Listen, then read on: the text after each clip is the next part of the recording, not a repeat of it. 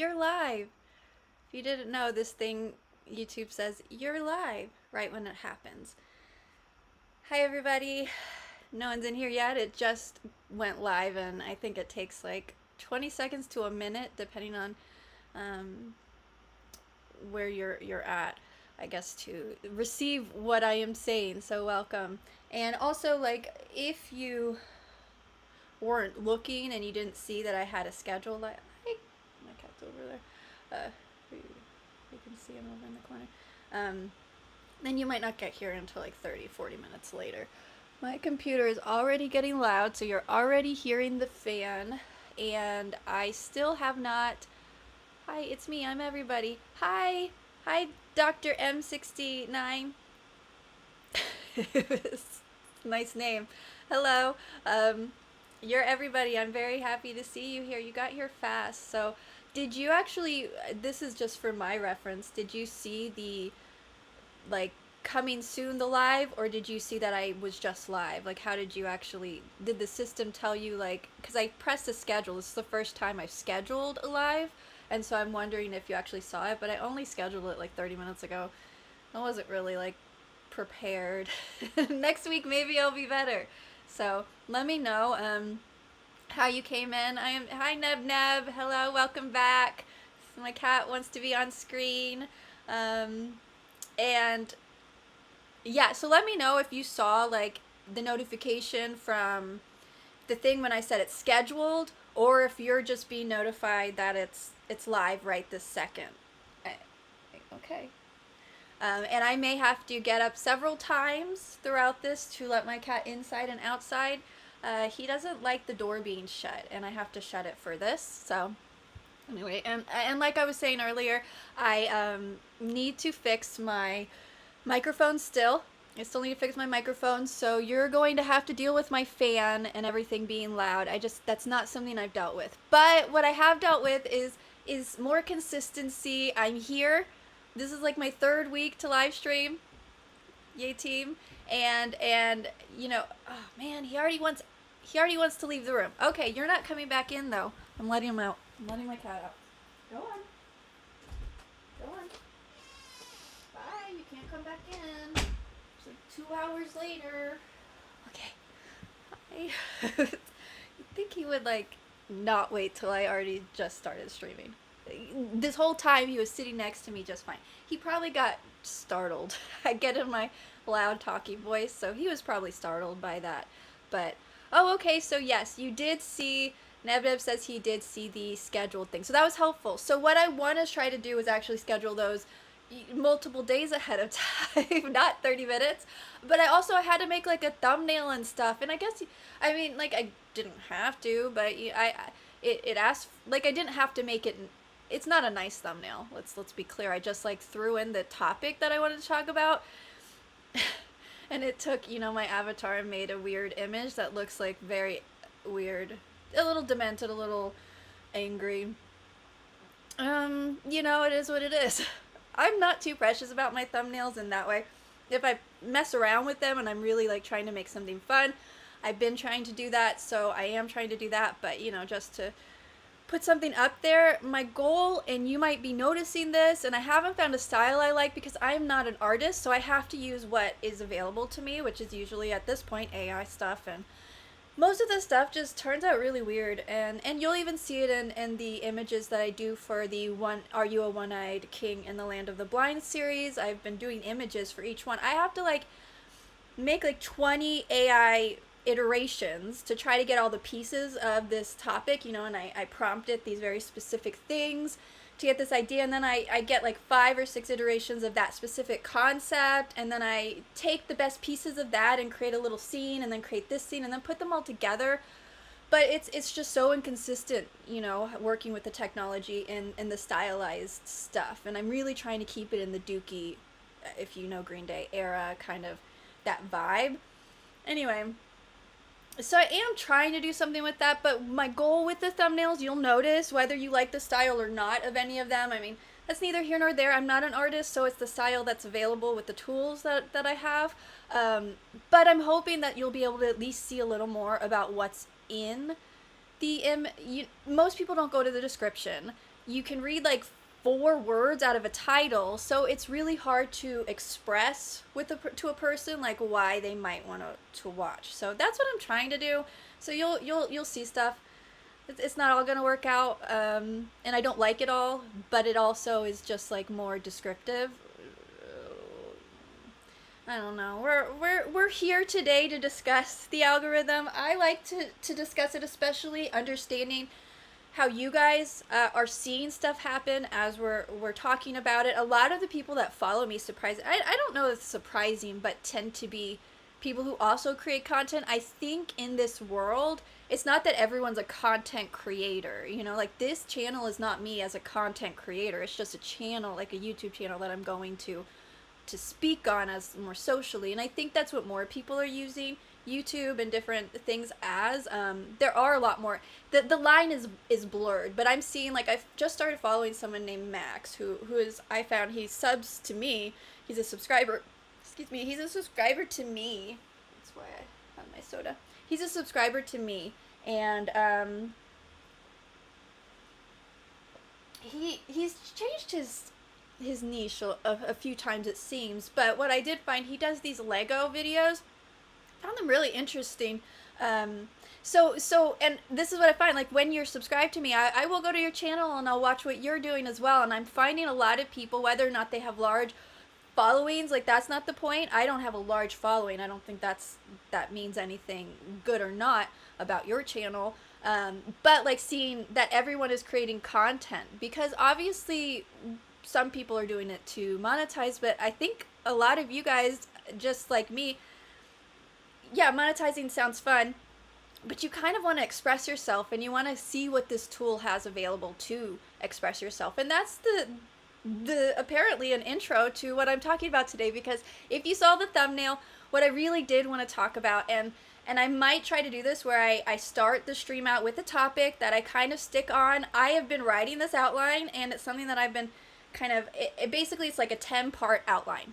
Okay, so I have a 10-part outline, everybody, that has like 5 or so bullets that I kind of want to go through about this topic of the trend issue and what I've been unwrapping about it. If you're trying to get more views on your channel and grow your audience over time, it's what I'm actually also seeing the pattern when I look at y'all's channels where you're growing subscribers. Yeah, maybe, I don't know that I have any subscribers that are like viral big people, but like maybe we're not viral people, but we are making content that is reaching people, that is in our niches. And that is what I think is a really important topic to hit on today. A lot of people do videos on here about how to monetize, how to grow your audience, how to make more money, how to do this, how to do that, like basically just, you know, how to game the system and make, it's not about even making, like, I don't know, content. Like, content's the word, because it has no life. It has no soul, right? Like, it's just making stuff to sell things.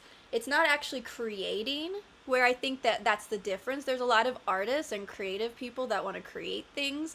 And what you're seeing everywhere on YouTube, the things that get millions of views are the videos from the people that are trying to basically use the exact same like 5 points of like how to game the system, what formula you need to do your 30 seconds. You got to make sure, first of all, it used to be like 60 seconds, and then it was 30 seconds. Now it's the first 10 seconds. Now you got 3 seconds to keep people's attention. Like, I don't want your attention.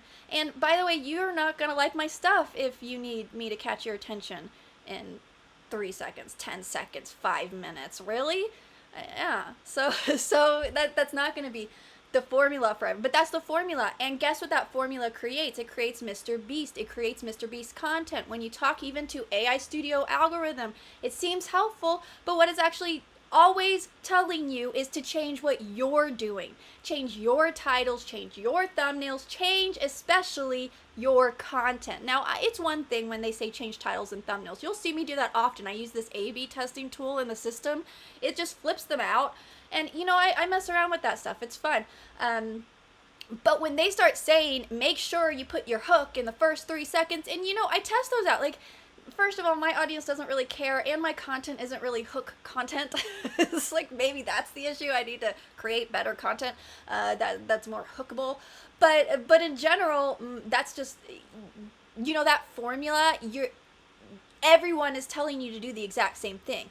That's how you grow. That's how you grow your Etsy store. That's how you grow this or that. You're seeing it over and over. I will watch them, and I watch them because this is what I do in my job, not those videos. But I produce the videos and content and audio for people. I don't market for them. I don't push stuff for them. I don't deal with the algorithm for them. But I do. My cat's gonna really bother me today. Okay, hold on one second. Walter, what are you doing? Okay. Gosh. I know you can't hear him, but it's like when you hear your little cat just meowing like you're upsetting him because you won't let him in. I let him know I was there. But anyway, what was I saying? So like basically they're just telling you to make your content like Mr. Beast. And then everyone is making their content like Mr. Beast, so then everyone has Mr. Beast content, and then no one's content is found. This is what everyone is doing. You're constantly seeing these creators like, oh, that's what I was saying, because I'm actually a producer. So I create people's, take their ideas, bring them to life, help them do stuff that they want to do after they've edited and that stuff. Like, I do that. I the storytelling part of them and help them edit it together, but and develop the concepts. I help people develop conceptualizations of a lot of things, and again, bringing their ideas to life, whatever way it is, whether it's in a video, whether it's an audio podcast form, whether it's for their website. I create a lot of courses for people as well. So I'm basically like just kind of doing all of this content creation, like actually creating I'm producing it. Like, I don't know what other word to say, even though I don't like to call it that, but it's actually creating things that people enjoy, they want to do.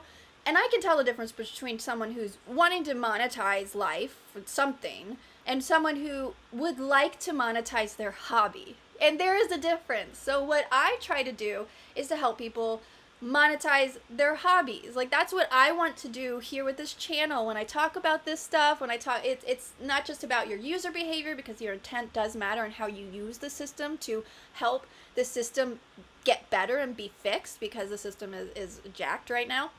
But it's also, to stop all of this stuff, like if you're following these trends, and we're going to get into exactly why, if you're following these trends, you're going to lose, and you're going to burn out, and your audience will leave you. Look at my audience from in December. I wasn't doing trends. I just hit on a nerve that everyone started to talk about, and as you can probably tell, I like to lean into something, so I was having all these conversations, so I was creating more videos about that, but then the algorithm started clustering me only in the manosphere, and when I started to talk about topics, because that was never my plan, so I was just continuing to do what I wanted to do, the algorithm stopped showing my stuff to anyone. And then, like, even my audience, the subs, didn't see it. And then the subs that did see it, a lot of them didn't want it because they wanted the stuff that they came in with. And they didn't, because I only had a few videos up, that was all I really had, which is why I'm making these clusters. Now, I've had this, I've expressed this before in other videos, but the reason I'm bringing it back up here is as an example. The people, there's a handful, probably like 10 people who have followed me from December to today based on that niche. Based on, I was getting 12K. I had like 24 subscribers when I posted my first commentary video. And yeah, and within a month I was monetized and I had like 1,000 subscribers. So I have 10 of those people that are in this live stream right now. This is what I'm saying. Like, and these are 10 people that I like, that actually follow all my videos, whether they like the content or not. We're having conversations. Like, you guys, we're having conversations with each other. We're building a community. And that's what, when we start thinking about what we can get from everyone rather than what we can give, that's when you start following those trends. That's when you start losing your audience. When you're trying to make the algorithm show you to people, when you're trying to reach your audience, somehow you start losing the essence of the value of your product, the value of your content, and the actual audience that you have already will start leaving, if they even ever were your audience. Sometimes I wonder, everyone uses subscriptions, subscribing. I couldn't figure out which verb I wanted to go. If I want to do verb or like the conceptual.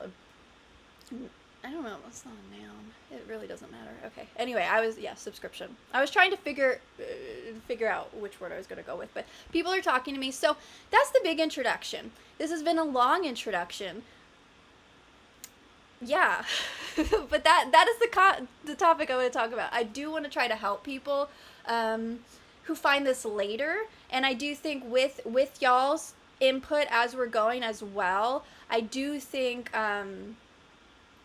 that this hopefully will help some people maybe not feel so stuck.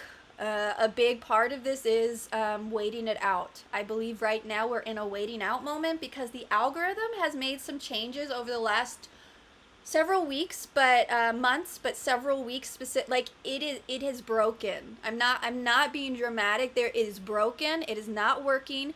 Every creator is mentioning it because these are creators who actually make money, like that's their living off of this, and it's affecting that. And when you have your job in anything, the market changes will be affected, but having your whole livelihood in a system that doesn't owe you anything and changes constantly, this is when your livelihood needs to be on your audience. But everyone is putting their livelihood in an algorithm, and like say YouTube, a person who has an audience can move when you see it with several more polarizing audiences, but at least they got audiences and they've moved off. Got kicked out of YouTube and they've moved their audiences. So it is possible once you build a loyal audience. So I am supporting only the formula of making money by actually growing a loyal audience. So it's really more about just audience and community. This is about building community. But people want to be able to do this more consistently. This takes a lot of time, even just for me doing this for fun, just trying to do the thumbnails and those things. Like it takes a while, even when I'm just doing the lazy thumbnails, which I do. I have all versions of those, and it takes a long time, just even trying to edit it down to have something watchable for you, just as me not being super good at being concise and putting my ideas out there yet. I'm getting better. It does take some time just to even edit it down to something that you might think looks messy and say, yeah, it is. It's not something I would present to a client, but I have work to do out there.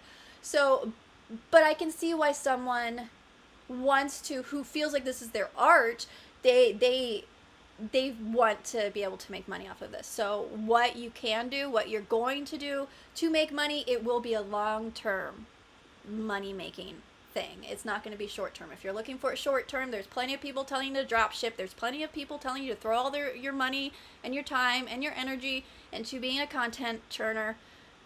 Have at it. Those videos are out there. I'm going to go to the chat real quick and catch up.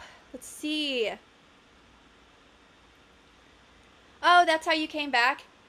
Well, that's good. This is probably... No, it is actually useful information that...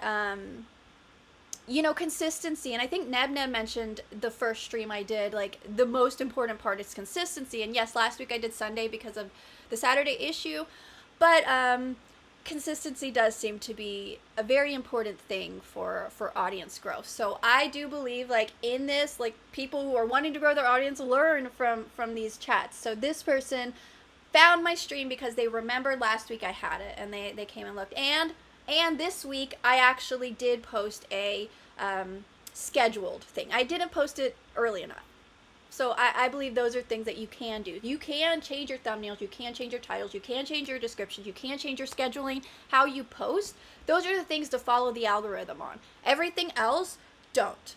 You're just going to lose the 5 people who like you. You're going to start losing them. And it's okay to evolve. And that's another thing why you really shouldn't choose niches. I have an outline and I have not followed the order. This order made sense. I made it make sense, and this is not where my brain is going right now. I'm going to go to the chat because this is not where it's supposed to be going yet.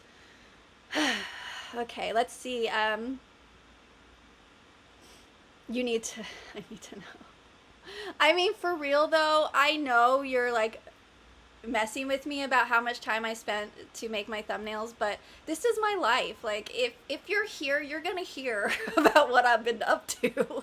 And what I've been up to is spending hours making my Dookie Green Day album thumbnails for my One Eyed King in the Land of the Blind thing. And if you understood that era, you would probably see a little Far Side Gallery in there, which is one of my references that I've been using. Far Side Gallery, the New Yorker magazine, and Dookie Green Day album. So that's how I've been trying to keep it racked up, put it in there, and so it's difficult though. It would be easier if AI would output good quality in the same every time. Like I could make one prompt the exact same prompt, and then the next time it outputs, it's a whole different style when it's nothing changed, and not even like more than 10 minutes has passed. So AI, like so much, like I hate it so much with a passion because of how bad it is.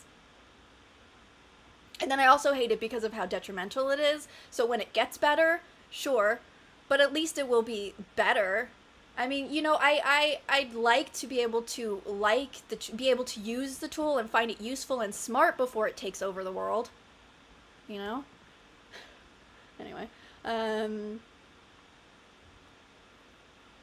yeah. See? Thank you, Dr. M69.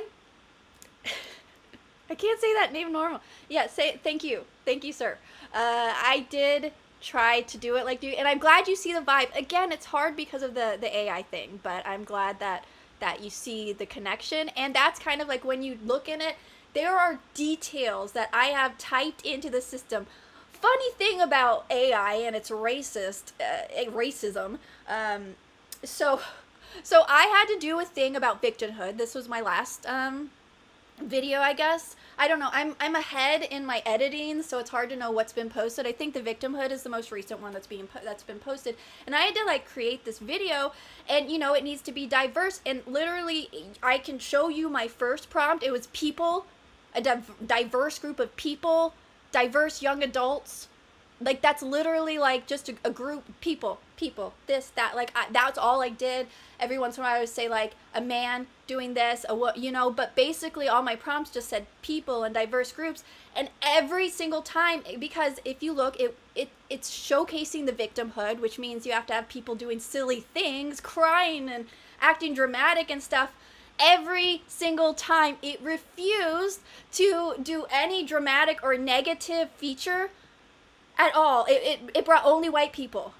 That felt racist to me. Like literally it was all white people, and then I would try to write, and then it would tell me that the prompt was like inappropriate when I was trying to get specific, like because I had to name people. So I had to end up creating a prompt that, because the system would not attribute any negative trait to anyone except for a white person. And I mean it had to attribute the trait to someone, but it refused to do it to anybody. That seems weird. I mean, I'm not surprised by it. I'm just putting it out there. But that is what it's doing, and that's racist. That's not appropriate. It should be random. Not all white people with the bad traits. That's weird. We all have bad traits. Anyway, let's see. My main problem with thumbnails is I can't notice all it. That is because they're small. You can't stare at the thumbnail before it. I don't understand why the thumbnail won't just sit there. Like well, I get it, because they want you to like see the content, and they're hoping that it's the first 10 seconds of blah blah blah, and like it gets you to click. I feel like, what is the point of all these people spending all this time on thumbnails when you can't even see them? You kind of see them tiny on the side. You see them the most when you watch on the screen, because I watch on all different places, and you can kind of see them on the TV screen. But even then, you can't see the details. So yeah, I have been posting on my community post. I'm sure most of you know this, as I'm sure most of you are operators. I love using my coined terms. And so you know that if you like right click, open the image in a new tab, from the community post, you can see it much larger, and it lets you, because my thought is, okay, you community post, I posted an image, shouldn't I be able to like click the image in the community post and it zooms up? No. YouTube is not user-friendly like that. It does not think intellectually. It's just not. But what I did appreciate about YouTube recently, someone came, who was it? The lady came out, I don't remember what her title is, but she came out basically telling people, like, YouTube doesn't owe you anything. And I was like, bravo, YouTube. These people who, like, this is a corporation. They don't owe me money. They don't owe me to let me keep my channel. They don't owe me any of it. If I was making money every month on this consistently and giving YouTube, they still don't owe me anything. There's like an we sign agreements, but it's interesting that people are talking about it's ruining your livelihood. Sure, that is where your livelihood is in. It's messing with it, but YouTube itself doesn't owe you that. It's trying to make money. And YouTube is making a lot of bad decisions that have lost itself money, so now it has to make a lot of other bad decisions trying to make money back. Because it used to have a monopoly, and instead of capitalizing on monopoly, they tried to chase trends. Ding, ding, ding, all back 360 to this topic, and they ruined themselves. And now they've lost out on some trends that they could have been the head starters of, which I've mentioned that before, and that's a rabbit hole I would love to go down at some point. But let's see, I appreciate people who don't monetize the censorship that goes along with, I mean, there is censorship, but at the same time, like, my channel is monetizing technically. I don't have a whole lot of, audience, so it's not like monetized, but it does, I do have the policies and stuff, but I don't curse, and I don't play other people's content. So the things that, that it would flag me for, I generally, I don't have to do. That stuff I don't want to talk about anyways. All the rage bait, like, I enrage people, but it's not, like, to be that person. YouTube, I don't know. Like, I like the membership and the monetizing. Like, I like the options. I don't like when that's, like, they're changing their content just for that, and that's exactly what I'm talking about, which I guess is what you're talking about. The censorship that goes with monetized channels, I don't know, because I censor myself. That is something important to me, to come across fairly clean, and I mean, in life, like, I don't curse a lot, it's not that it doesn't happen, but I really try not to. When you're in radio, you train yourself not to. You don't curse inside a studio. We weren't allowed to. You can never. So if I'm inside a studio for 12 hours a day, I'm not allowed to say curse words in front of a mic, even if we're off air. If it's a dead mic, it doesn't matter. It could be live. Someone could be recorded. Like, we're not allowed to curse. It's, FCC and all of that. So it really helped me. Like, I've self-censored in that way for so long. I do think it does censor people in, like, what they're willing to say, whether they want to say some more extreme political views that I guess don't seem extreme, but they're just less popular at the time. And it can penalize you for having views that aren't as popular. It can penalize you for not politically correctness as well. And I get that. And so I can see what you're saying. Like, if people actually don't talk about that stuff that they want to talk about just for that reason, I can see where that's pretty hard to watch. I do work on things, and I try to say unalive, and certain things. So I still try to use that jargon. I do try to follow those. So I can see how that could be hard to watch. I don't feel the same issue with it, because I guess to me, I understand. I don't know. Maybe you can give me an example of someone's content that you feel really is affected by that, so I can have a better idea. In my mind, I'm trying to play it. I don't see why that would be as. So tell me who you're talking about. Give me a hint if you're not comfortable actually putting names out there. But yeah, let me know, because I'd be interested to watch. This is for us all to learn as we're all growing our audiences, our 5 people to be loyal communities. And one of the big parts of this, I need to get into this chat, but one of the big parts of why I want to do this is because we need to start creating a monoculture again. We have no monoculture anymore. It used to be entertainment. Hollywood used to be the water cooler. We used to go into offices. So there were places where you connected. People used to watch sports, and everyone watched the football, everyone watched the Olympics. There used to be a place where people went and they all kind of connected and agreed. Now, it's great that we all have these different niches, but there is no collective. Not everyone automatically watch Michael Jackson's movie, even though it was the most watched. Like, I never watched them, I never will. I don't watch biopics. Like, that's not my vibe.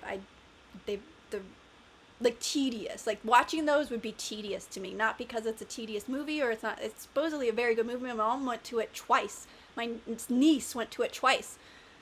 So apparently it's a very good movie, but I know me, and I would be so bored the entire time. But I also don't like biography kind of movies, but biopics are like one of my least favorite. Besides, like, I really don't like action, like Marvel and like adventure, like action stuff. I guess the stuff that's really more male oriented. But I don't like the female oriented stuff. This is a bad rabbit hole. Yeah, I don't like female oriented stuff either. I really just like documentaries and commentary. So, let's see. My main problem, yeah, okay. I appreciate people. Oh yeah, 3.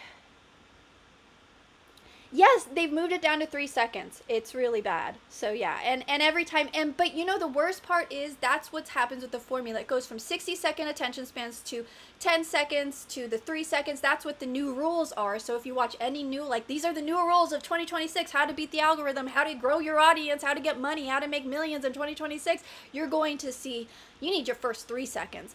And why is that? Because now everyone's doing their 60 seconds. Everyone's doing their 10 seconds. Now we have to step up. It's the same as if you watch the meritocracy, the corporate ladder. There's nowhere to climb. The corporate ladder is broken, nowhere to climb. It's the same concept. Once you reach the top, this system decides, well, I need to win, so now I can't just do what everyone else is doing. I have to do what everyone else is doing, and I have to do more. And that's what we're trapped in. And that's why you can't chase the trends. That's why we have to go with the longevity, delayed gratification concept, lose audience concept. I lost tons of audience. I've lost a lot of audience since my manosphere days because I don't want to only talk to them. I want to talk to all of you guys, and someone who can't appreciate this conversation with, you know, the manosphere one, like, and just understand it's us kind of talking and like reasoning and using this then that's just not the audience that I want to grow. And that's where you have to figure out, as a channel, a content creator, whatever you're doing, as a hobbyist, if you have an art form, you have to figure out what you want to do. What is your goal? What's your goal with your audience? Who does your audience, who do you want it to be? How do you want them to interact with you regularly, and how do you want to interact with them? And is it mutually beneficial? Does that matter to you? Most people don't care if it's beneficial. They only care if their audience doesn't, like, yell at them or comment meanly. But then they just, like, get defensive, and then they blame the mean comments rather than actually, like, addressing any issues. And then sometimes, depending on who it is, they'll just apologize and, like, pander, which is weird. I upset a lot of people. I upset myself. I upset my family. It is what it is. Cats really, though, they take over. They take over. Hi, Conrad Orlowski 12 I2K. Hi. You're in Poland. Hello. Welcome. Let's see, a preview. Okay, so Dr. M69 says there's one hook that works well for him. A preview of a clip from later in the video makes me want to know the context, especially if it's some kind of wild but relevant statement. And I agree. That hook, and I've tried it in a few. I just don't know that my stuff has that hook, but I do agree that is, you know, when you add that in the front to give them something, that is great. Also, I've said don't do shorts. Unless you're a channel that literally, the shorts link to the longer content, that it super connects. If you did a shorts where it's like one bam, like sound bite, that's not the type of shorts that's going to lead to your long-term content. If you do shorts, like I mentioned, the behavioral panelist, it's basically just a little clip, but it's showing the concept that they spend an hour analyzing this entire interview of behavior. And so you can see how a person would want to see more, where a lot of them try to do a bam soundbite and it's just a little rage baity, but people don't want to see the full video clip. So that's the trick of making sure that your content fits what you're hooking. Like, if you have the ability to hook, if you have a bam moment that really, but a lot of those, like, and I try, like, I just don't have them, and I tried to find them. I don't have them. So I think it is a very effective thing if your content has that sort of vibe on it, and it's longer for it. People who do that well, that's tricky. Because I'm thinking of people, but I'm not thinking that they're doing it well. Yeah, because that person, this one person I think does it. Basically, they put the clip, the best clip, and then it's like also the first clip that they lead with, because it's a news kind of show, and they do news, you know, it's all these different stories, and so the coming up clip is always their lead story, so it's not really like helping retention through a longer form or helping people, you know, do that. But it does tend to help with those situations, as well as people who get very spicy in their videos, and have like bam moments. But it's also who the audience is. Does the audience want to really get to the point? Do they want to see the exciting things? So yeah, really understanding the point of what you're doing and what your content actually is would probably be really important. As Dr. M69 audience is saying very specifically, that hook does help, and it has made him want to see the context if it's some kind of wild but relevant statement. And I do see that. It's a bit of that range. So again, you don't necessarily have to change your content. You could add that little hook thing. But remember, everyone's doing the hook. So what's the next thing that they're going to tell us to do? Okay, so the hook, I suggest doing it, but don't do it for the algorithm. Hopefully that's where you're connecting the dots. Like, the point is your intent. Like, what is this for? That's where the longevity, that's where your audience is going to keep returning. And community is important. So best on the Cinderays. Oh, hi! So I love this because these are all people, Jerome Allen 905, hi. These are people that I see comment on videos that I've seen some of y'all comment since December. So again, I don't care if there's a handful. I am so grateful that you guys are here and we're all chatting, and hopefully someone will find this interesting. I do plan on doing, like, I have, again, I said the 10, can I show y'all this? Like, if I'm in OBS, can you actually see? That's gonna take me a while. Next time I'll be prepared to show you like a screen share. Maybe we can react to some stuff going on. I can try a reaction, something or other, if someone has something they want us to like look at together. I can do those sort of things next time once I figure out in OBS where to add my scene. I mean, I know how to do it, I just haven't added it, so that would be you guys like looking at me staring at my screen trying to figure it out. Might be more interesting than this, might be less. So, and hopefully you guys are all engaging with each other. I want us to build a community. I talk about the membership a lot because that's the community that I'm building, like with support. But you don't have to be. Like, please do not confuse the two. This whole thing is community. Membership is more private. I have some more, I'm cleaning out my Facebook, and I have some old like second chance prom photos and different things, like where I'm like all fancy in my fancy gown and looking all like, hey, I look great. And I'm trying to figure out what to do with those, so I might do some photo dumps on my membership, those sort of things. So it's more personal, like I don't want to put it public necessarily, that kind of thing. But these sort of situations, these like this is still the community, so I just don't want you to confuse that I'm not thinking that you're part of the community. Just because you're not in the membership. And most things in the membership, it's mostly early access. Again, the photo dump type of things that I'm about to start, because I've been compiling some photos I'm going to start photo dumping. Those sort of things, maybe some smaller shorts.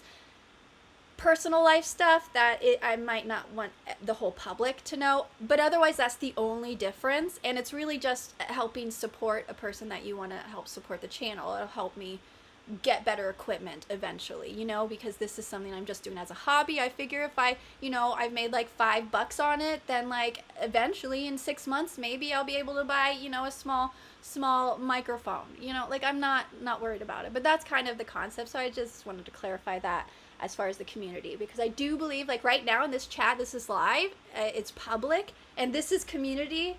We're here in a community together, and I'm excited about it. Yes, and a lot of time and patience, and it's very true. If you have a channel that you're growing, like Max, I followed him specifically, and again, I don't follow everyone, I don't subscribe to everyone, um, because I'm not ready to integrate you into my watch system. And as you might know from previous chats, I'm pretty particular about how I watch, specifically because I like to help creators. So if you are a channel and you want, to show me your stuff, I may be able to subscribe to you and incorporate you, but I usually put you kind of on a watch next and stuff and try to see how I can incorporate, and I don't want to start like putting you on my feed and never watching you. You know what I mean? So like don't expect me just to subscribe to you. But at the same time, like send over stuff. I'm encouraged by how many people are not influencers, that are just creating content. I hope you all go viral if that's what you want, but I don't want to. This is like I don't. That's what that's what the behavior. I do hope you go viral. I'm trying to fix these inconsistent cues I'm giving. I hope you do go viral if that's what you want. However, I'm just excited that people are doing stuff for fun and posting it, and not posting just because the algorithm doesn't show anyone. I mean, that's kind of like, and so I would love to encourage you guys to share that stuff with me. I do have an email, Alayna at Producer Alayna, if you prefer it to be like not a public thing. You can also post on my community feed. You can go to the community tab and it says that anyone can post, so you can write a post there or just comment on things. You can go to my social media. I have Instagram, Twitter. I think I do have TikTok. I don't really use them, so in the email, the Alayna at produceralayna.com, I will usually get back to you within like a week if I can. I can't always get back to everyone because I do get a lot of emails, and that's my work email mixed in with that. So just a heads up about that. But I do love those recommendations. And if you're trying to do a channel or you have any of additional, just, we want to build this community for each other. So I just, let me know. Oh my gosh, Farside, that's what I'm telling you. Farside Gallery, I was looking for recently. I made a fun thing. It's called it's a cop, and it's a lactose intolerant meme that's Farside. I'll find it and I'll show it to you, because I was just having fun making like random Farside memes, like from the like old school, my memory. But it was one where it was like a cop, but it's like a cow, and he's a cop, and then it's like a sign that's like lactose, and it's like an X through it, and it's a lactose, but it's the far side, so if you know it, you would really appreciate it. I don't know why I do these things in my free time, because for some reason I did that. So anyway, but yeah, far side is awesome.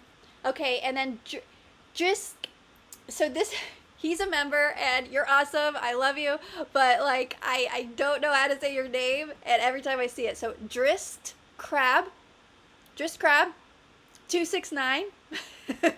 He says he thinks the algorithm changes to prioritize a trending topic. Exactly, you're exactly right, and they follow and this what he's saying is that a lot of the creators that he did follow, they were hit very hard about a year ago.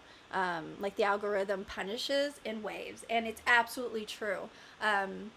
It'll start like it won't show anyone. I was getting hundreds of thousands of impressions in December. By May, I was getting 1,000 impressions a month. It's the algorithm. So this is why, and the whole topic is do not follow the niche. Like, do not do that, and also do not follow the trends. Like, do not follow what is popular now. Just like Drist Crab 269 says, it changes to it changes daily. You will notice it changes minute to minute. Like I said, if I'm creating an image, I cannot guarantee my thumbnails for this one-eyed king in the land of the blind will look all the same, because even by thumbnail 3, thumbnail 4, like I couldn't recreate that thing. Like it was not working the same. It's day by day. You're talking to the algorithm. This is why people who have relationships with the algorithm get so depressed. Like they literally will go insane because they're in love with a personality that changes overnight without even warning, and it's gone. The person, the algorithm that they loved is gone.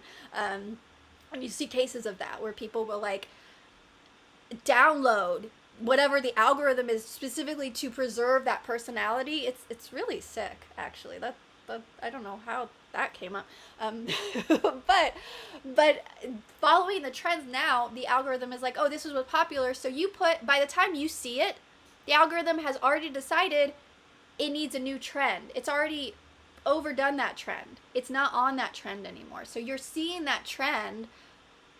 It's already moved on. And so you try to chase something that you're looking at, you're 3 steps behind. So obviously the trick that I'm getting to, it's not a trick, you don't have to wait till the end for it, but like, do your thing. Even if you have a niche and you change your niche, whatever, I mean, that's fine, it does happen, but do your thing, create your thing well, hone your skills, do it and get that audience, and eventually the algorithm, it may stumble on a trend that it decides to push you, or you actually may become the trend. Mr. Beast, look at his story, and I mention him a lot because he created the formula we use now. Watch his story, where he started from. He didn't always do it this way. I don't know if he ever loved actually creating content. I think he just liked to make money, possibly, from what you're watching, how it changed, or maybe the money thing, like, again, this alleged, I don't know him. It's just my own opinion. But if you watch it, it seems like he was just trying to game the system from the start. Like, that was the thing he enjoyed. I'm not saying he didn't have a skill. He had a skill. I just am not sure, like, the hobby, the enjoyment was in actually the creation, the artistry of the content. I think it was the artistry of mastering the system and getting monetized, getting views, and all of that. So I feel like that's what, because if you watch his stuff, that he's gamifying the system, and he created a system, games, like, that's like the entertainment thing. Like, it's very interesting to watch any documentaries about Mr. Beast, and watch a lot of them so that you can get multiple views, because they're all biased. I mean, my documentaries would likely be biased more against him a little more.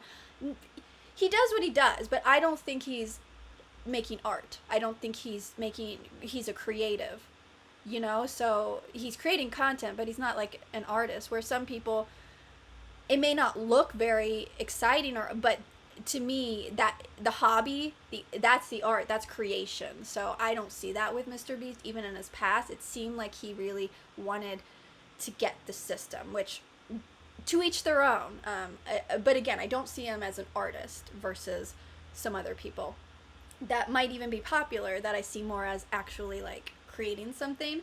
And so there are some content creators who also seem like maybe they're just evolving, or maybe they're following trends. It's kind of hard to tell. I know I've seen a lot of people on here, and I'm still going through the chat, but I've seen a lot of people mention some of the people changing that they used to like. And let me know if you think that they're changing because they're following something, you know, some of the people that you liked, not just everyone, but like the people that you were like really following, you were loyal to, you came back for, looking for. And Gastronomist had mentioned that one of his favorite content people, his creators, ended up starting to move only to shorts, and that was really disappointing. And so obviously you can't, if you don't like shorts, like if you hate shorts, you're not gonna watch that creator anymore. And that's, you know, happening. And so let me know, anyone that you know that has changed their content that you've noticed that you ended up stopping following. And you can even, like, did it look like they were changing it because they were evolving, or did it look like they were following a trend? Because following a trend will work. Just statistically, your odds are not great for it. And so if you learn math, it's just not worth it, and you will probably burn out before you get there, or, you know, owe like bills and stuff.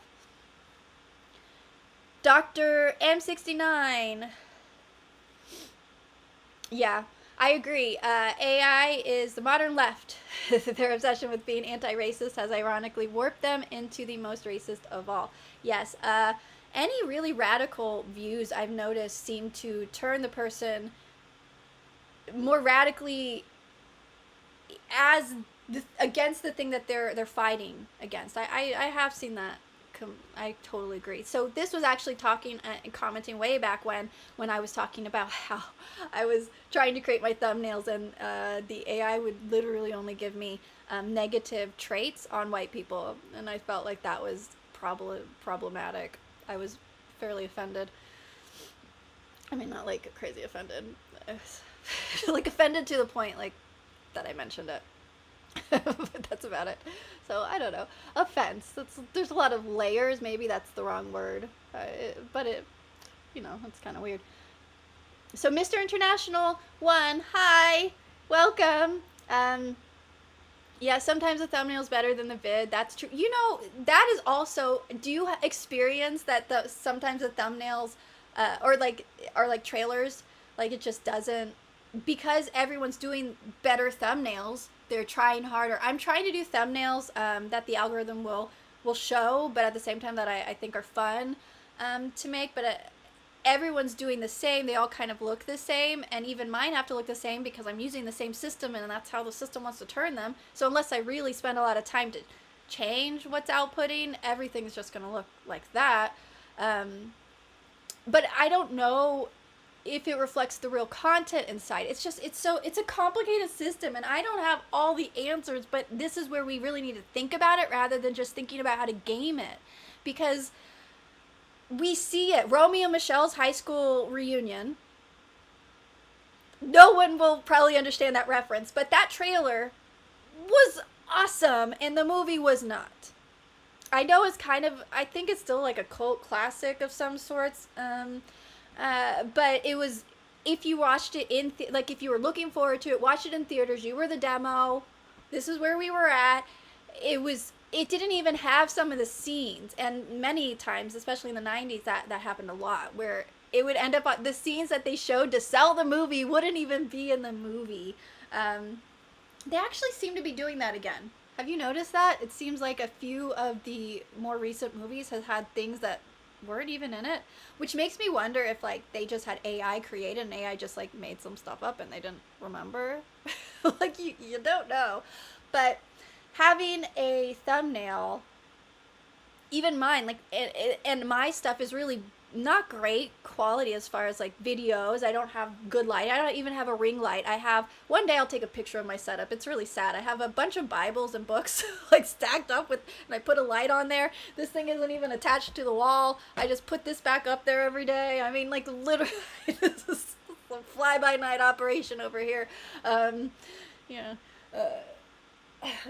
So I do wonder, my thumbnails might lie because they seem a little more put together than I am. It is. I try also not to clickbait too much. I want to be incendiary. I tend to talk incendiary anyways, but I try to make it something that I'm actually saying in the thumbnail and title is actually going to be in the video. Again, these are things that audience notices. Your average view duration will go down. Regardless if you have a high click-through rate, the algorithm does care about average view duration. It won't show it for longer. That's when you hit viral, but you don't get subscribers.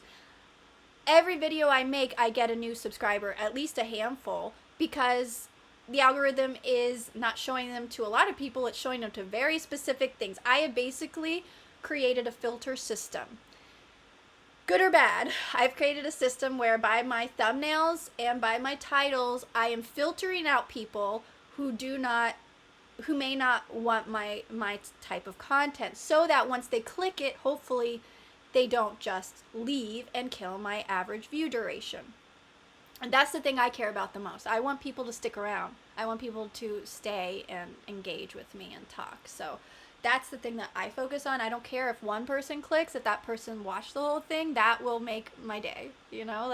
If I have 5 people click and my view duration is 2 minutes, and my videos aren't 2 minutes long, then that will sadden me. I will be bummed about this. So, I don't talk all this time to be ignored. I guess that's kind of the ego part, it's in my head. I don't care if someone watches if I didn't say something that kept their attention. either I'm saying something wrong, which I do address that, I'm working on that, but also the wrong people are clicking through, so maybe I need to fix something else to filter more and to get less clicks, so that the people who click are going to be the people that will comment. As you noticed, my comments have been doing really great. Thank you all for actually adding to the conversation. I have an 8-part series, but you'll see I have a 9th episode that I'm making at the end of the One-Eyed series, so please add your comments as it goes. So please add your comments as it goes. Notice the thing, like I tend to do I don't want to subliminally tell you not to do it, but I tend to do that. It's weird. Anyway, please add your comments as it goes, because at the very end of this, I'm releasing 2 episodes a week. It's what I'm trying to get done. And by the end, I'm going to take all the comments, the things I've missed, the additional concepts that I didn't even think about, like just all of the stuff that you guys are telling me in the system. Some of it's been mind-blowing, and I'm like, whoa, this is crazy. I haven't even thought about this. And then some is just new, like, generations, like having the similar experiences just with their generation, those things. So I do want to unwrap your comments in episode 9. So please be the community.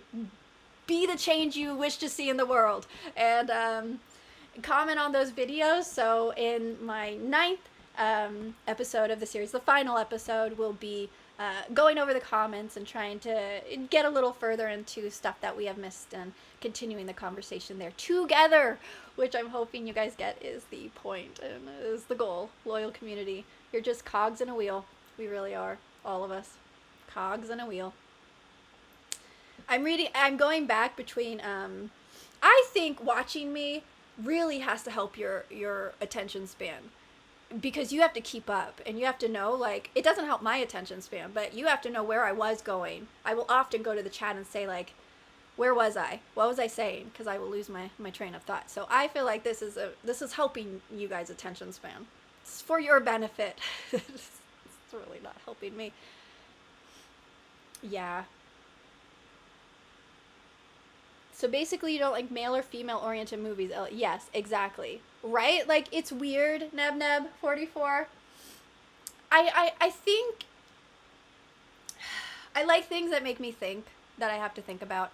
And I don't have a highbrow taste, and I do like a lot of things that men and women like. But I guess traditional, I'm thinking like the rom-coms or the adventure and action and superhero movies. Those are the typical, like the sphere. I don't like those, and I don't like biopics. Yeah.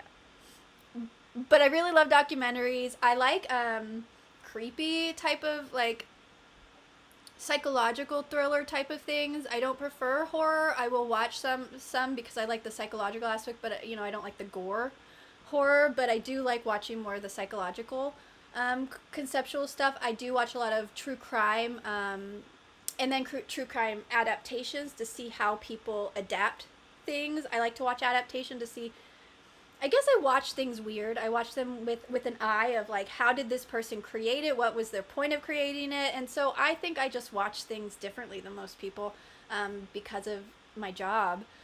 So I watch things to even learn. Like, I will watch certain shows just because, like, The Housemaid. It's semi my vibe in the sense, like, it has a thriller aspect, but it's completely nothing I would have watched, but it was on top of everyone's mind. Everyone was talking about it. So I watched it to get it, and I'll do those sort of things for work as well, just to be aware of what's going on, what is popular in the culture, as well as to get ideas of, there are some, like, The Housemaid was weird because it started a narrative. If you read the book, because it's an adaptation, if you read the book, it's 2 women and they're narrating. And so in the book, that makes sense. On the show, you have like 15 minutes and then suddenly there's a voiceover narration. Like, no, you kind of have to start with the voice. It was jarring. Like, all of a sudden, after we watched 15 minutes, suddenly we're like, she's narrating in her head. It didn't match the vibe. And they kind of did that several times. So, I take production notes in that way, like how we introduce the voiceover and the narrative. That was jarring. So I made a mental note of that. Like, try not to do that when you're creating content, when you're producing people's stuff. So I do a lot of stuff about storytelling in that sense, just how things are being produced. So I guess I'm less like, oh, I don't ever want to watch this. More like, this is what I'm in the mood to like explore at the moment. Um, I like mystery, the whodunits. So, but I also really like documentaries. I like historical documentaries. I like sociological documentaries. I think you can tell that sociology is like my favorite thing. It's my favorite concept. How I talk about things, even pop culture, even the social stuff, even the news, even politics, is sociologically. I think you've probably figured that out by now. I don't say this is what it is. I go into the root and why and where it's going and what it means. Which is why I don't really connect with a lot of the commentaries and stuff, right? But it's also why a lot of people don't connect with me. Because most people just want to know what's going on. Like, what? What? Everything shows you what. This is a news channel. It shows you what's happening. Here's the news. Here's a reaction. This is what. Gen Z is, Gen Alpha can't read. This is what. Here's all the videos of Gen Alpha not being able to read. Great. Next. Like, what else? You can point at stuff all day long and identify it. That's not an effective way to live life. Anyway, that's how I feel with entertainment as well. Not because I'm highbrow and like I only like nice, I like a lot of things that I'm like, this is embarrassing, maybe as an adult. But like I said, like there's a whole episode about The Hills. I was talking about Spencer Pratt only because The Hills. I like the, hold on. No, you're supposed to work. Okay. My computer was about to die. Because apparently it wasn't charged. When your charger, it's like, the cord's not going to last long, and so you have to kind of move it. And I guess my cord was moved in the wrong direction. That it was at like 10%. And now it looks like my phone, like where the camera is, my phone, it's in front of all the stuff that would be useful for me right now to see. Oh, okay. So it looks like it's charging. We're just gonna remind me every once in a while to check and make sure so it doesn't die. We've gone an hour, everybody. We've made it an hour, and I have not even looked at the Word document I created for this live stream. I had a whole live stream planned, and I haven't even gotten through the comments that were made like 20 minutes ago, 30 minutes ago, maybe an hour. I will get better. Okay, let's see. We're going down, and I don't like to skip, and so you'll see it's like I could keep up with the comments that I'm talking about right now. No, then I would miss some of these brilliant comments over here.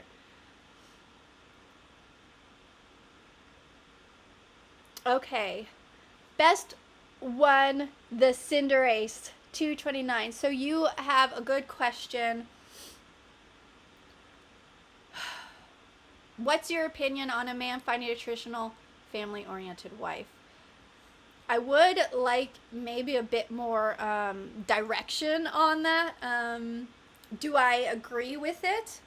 Yes. Do I think that is?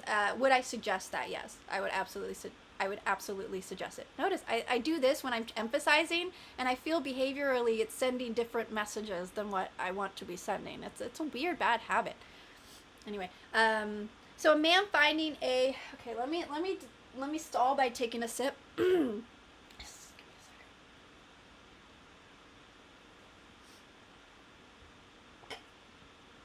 Okay. Yeah.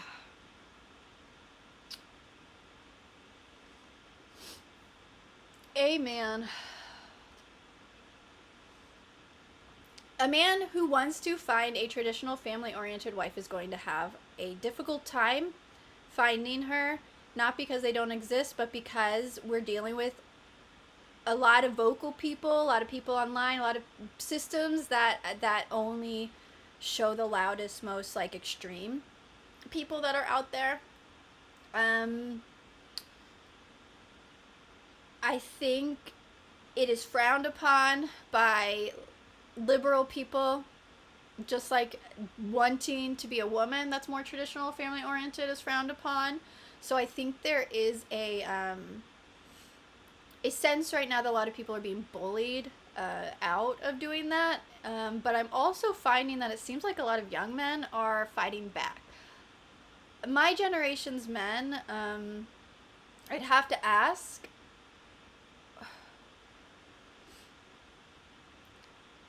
I feel like I have a weird generation. It's like in the mix of some stuff that there's a group of us that I think all of us kind of ended up sort of single for the similar reasons, just like these systems were not working around us or telling us to focus on something else while like hiding all the options. Um, so now I think there are a lot of people like me who are not fully what I think a man would want if they're looking for a traditional family oriented wife.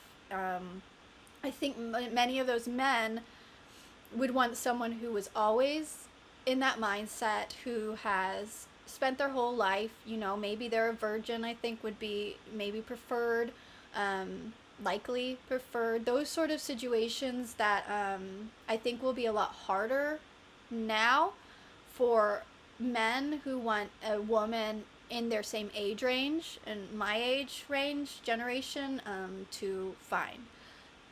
So we're going to see a lot more of the same thing that we see, the older men going for and it makes you, for the younger women, and it makes you wonder if that was always the case. If always, as women get older, their boundaries and their morals and everything gets corrupted and rotten to the point that they're not as appealing to someone who does want not only chasteness, but there is a sense of, there's ego to it. There is a spiritual aspect, if you believe that, of the connection that you've already made to someone else that isn't the husband.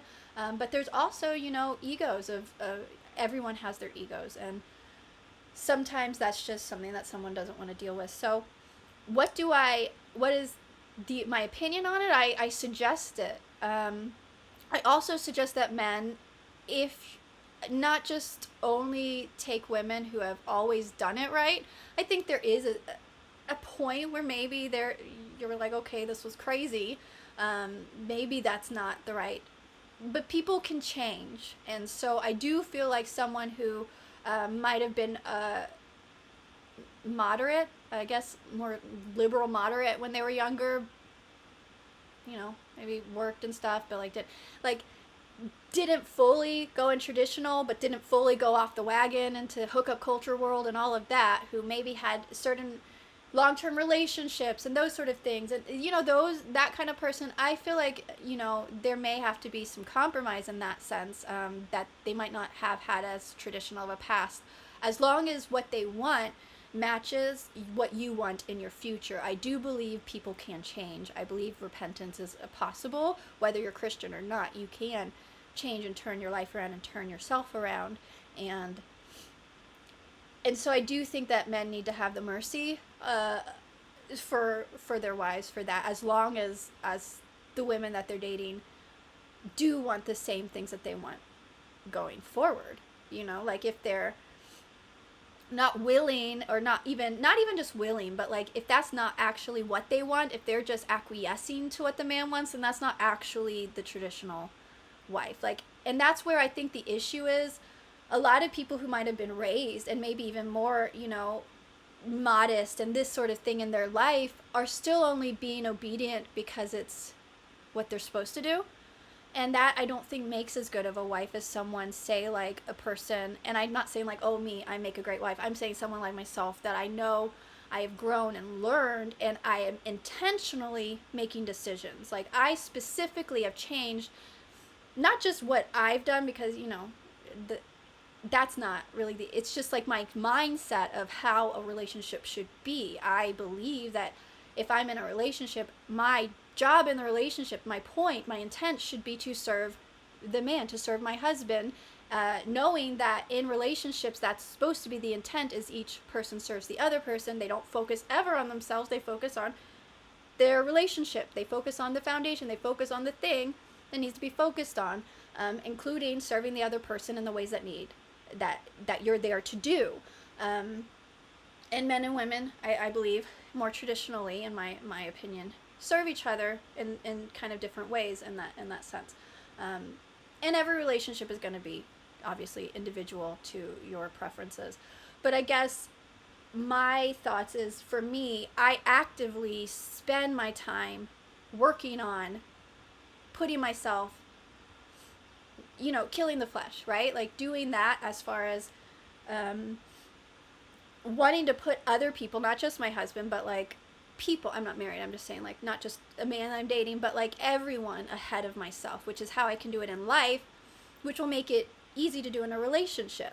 And those are things like putting my ego down, putting the other person first. And so these are things that I'm literally working on every day so that I can be a better girlfriend, that I can be a better wife, that I can do that thing. And so I think that there are people who did not grow up as Christians, and they've changed, or that didn't grow up in a certain way, whether you're Christian or not, that have changed over the years, that have different intentions and different ideas. So I do think that if you do, as a man or a woman, only go for someone who has done it right their entire lives, you're going to end up in a bad, probably, situation, or less happy. It's less likely that person has fully just committed to this life and intentionally changed themselves fully to be exactly, like, just make sure that they're not just following what everyone does, but not actually trying in that relationship to be that traditional thing that you want. So hopefully that answers the question. I don't know, it's just such a broad question, so I'm not sure if I could keep going, but I don't know if I'm even on the right track of what you meant. So okay, Dr. M69, unalive is, yeah. And I say it because, we have to say the words and our videos will just be taken down. It's not about monetization. They'll just take you down and I won't have a channel anymore. So that's not worth it just to say that. But I don't talk about that stuff as often. In politics, it's a lot harder. But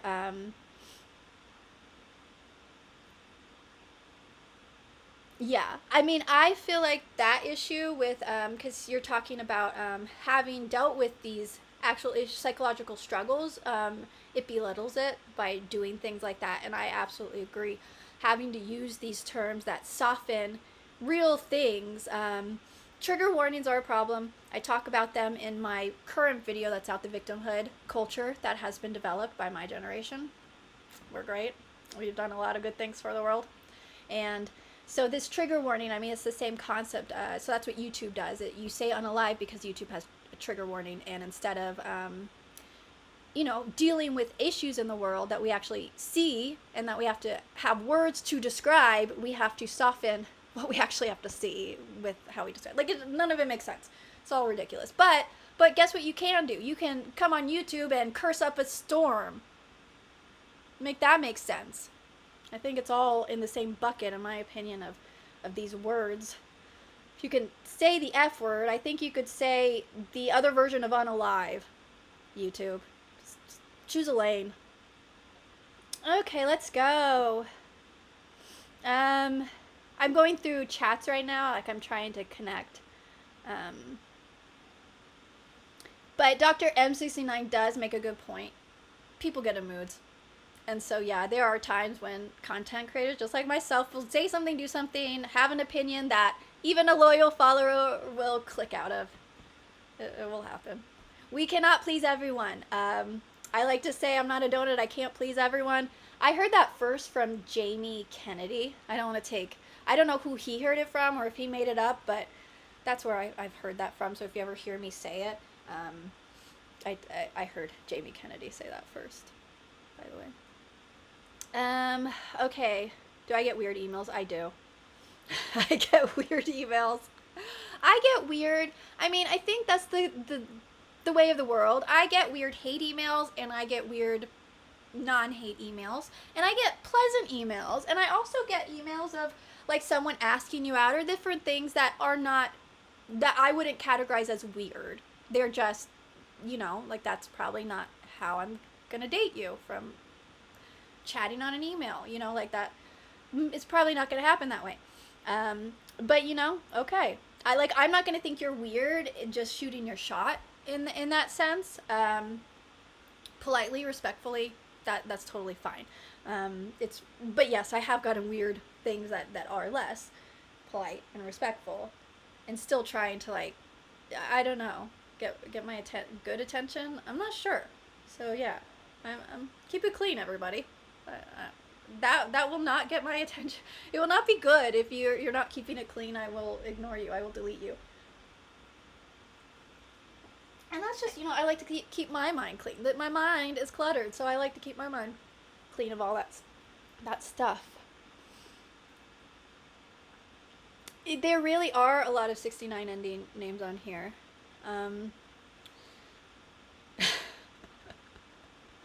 That's actually really funny. It really is. So is that just a guy thing? Like you just all put 69 at the end of your names? Like, do you think it, like, is it like a D's nuts? Is it like it makes you laugh? I have some images that I put up there. There's one where it's me, get ready with me. And it's not the best thumbnail ever. People have complained about like, why am I using that thumbnail? And it's me like without makeup. The actual video is me like I'm getting ready. I'm talking about my Christmas tree, and I'm getting like it's a play on the get ready with me, but it's like 6 minutes long because it's me. But the thumbnail, what actually happened in the video was I got something in my eye, and so the auto-generated thumbnails, like there were 3 options, and the one that I liked the best, like it had one where I was like, oh, like I'm pretty sure this was it. I've recreated it. I just thought it was hilarious, and every time I look at that video, I crack up. So that video is for me. And that thumbnail is for me. And sometimes the thumbnails and videos are just for me. It's just like I look at them and I just laugh. So sometimes you're like, why did she do this? It doesn't make sense. She looks so weird. Yeah. A lot of the times when I look really weird, I put that there because I'm cracking up about how weird I look or how bad. Like there's actually a Tweakment video that I have up, the thumbnail. And I've been trying to update my thumbnails to be a little more descriptive looking, not just me and the words. So I've tried to update a few of them. But there was one where I was like, I put my picture in, and then I said like, touch me up, tweak me so I look better, and it like tweaked me to like you could see what the algorithm, like this is what AI, when I said, here's my picture, like make me look pretty, so the AI, that's what it thought made me look pretty. I'm really gonna get my OBS next stream, to be able to show my screen so I can pull it up, because it was hilarious. It was basically just like, and you can see it, like, and it looks like the Uncanny Valley girl. So apparently if I did just a few little tweakments, if I just got some filler, if I got some Botox, really need the Botox to do that, and just a few things, maybe a facelift, maybe I can get my chin a little more pointed, but you can watch like a few things. Oh, also my nose, apparently my nose was too large, which I was like, I don't think my nose is like large at all, but yeah, it made my nose smaller, and I was like, I mean, I need a nose. It's there, sorry. And it didn't make my eye, like my eyes were fairly much the same, besides my eyebrows being like, argh. So anyway, it was actually really funny to see like what it decided made me look better. But I don't know why I got on that. Yeah, I don't know. I'm going to move along because I don't, that was a squirrel and I don't know where that came from. I'm glad to be among fellow men and women of culture. This is what this is here. These are women and men of culture here in this chat, guys. This is us. This stream is for the culture. It's where the culture lives. Okay, so Neb wants someone to create an account. Mr. Yeah, because I'll try to pronounce it. It feels respectful to try to pronounce people's names. So yeah, if someone does make that name, Mr. Saha, I will try and pronounce it. Look, Davis Course. Look at you with your normal name. Hi. I'm sure like you're over here like, what are these people with weird names? Yeah, my name's Producer Alayna. So I don't know. But okay, so I spent a lot of time removing and I'm following most of the things I follow. It is true. I believe people should only support a few characters that you would regularly. Exactly. I mean, I agree, David. Or sorry, Davis. Excuse me. I agree, Davis.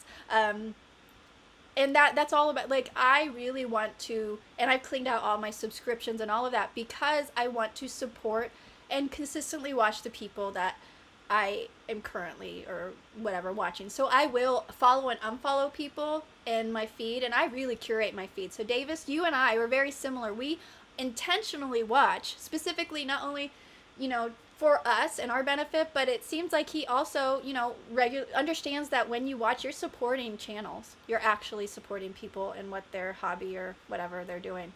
So, I absolutely agree. Thank you. I agree. Best on the Cinderace 229. I think people change based on financial incentives. I agree. I think that's the case. Okay, my cat. Walter. I have shorts on, by the way, if anyone's wondering. Walter, relax. I'm sorry, I'm getting my cat.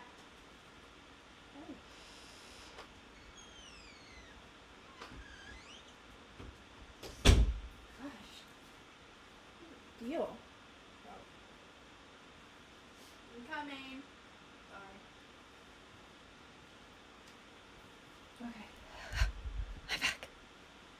I feel like I'm like winded. Okay. Okay. He is such a little, like, it's just he'll scratch on it, and I don't want the door to get scratches on it, just for the record, so that's why I have to stop it. He'll stop for a little. Okay. So, Dr. M69 says I'm fairly disconnected from showbiz these days. No idea regarding trailers versus movie content.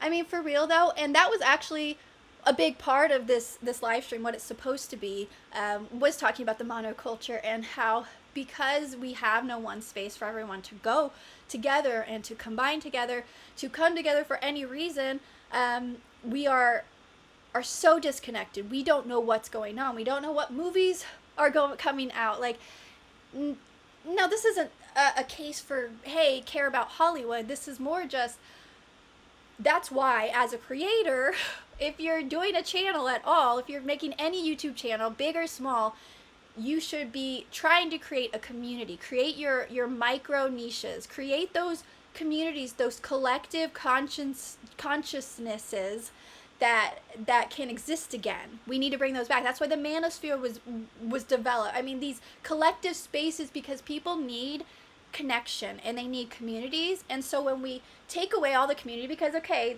Hollywood's turned into crap. I have many videos about this. So why would you still watch it? But where are you going now? Where are you replacing that community?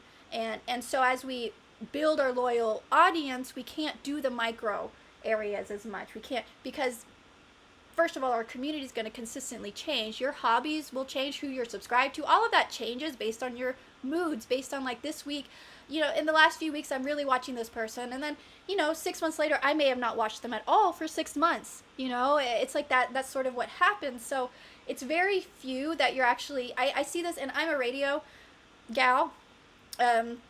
So by nature, the long term, the delayed gratification, the 5 hour, I went to work, I got there at about 3 a.m. every day. We would go on the air live at 5 a.m.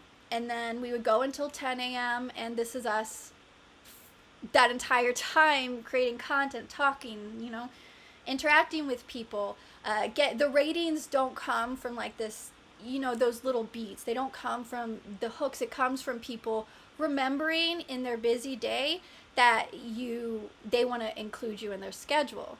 And so yes, consistency in posting. Thank you, Neb for that. And I always think like I need to be more consistent. So that is clear, but it's also making yourself and the channel like that, the community part, versus worrying about what the videos are.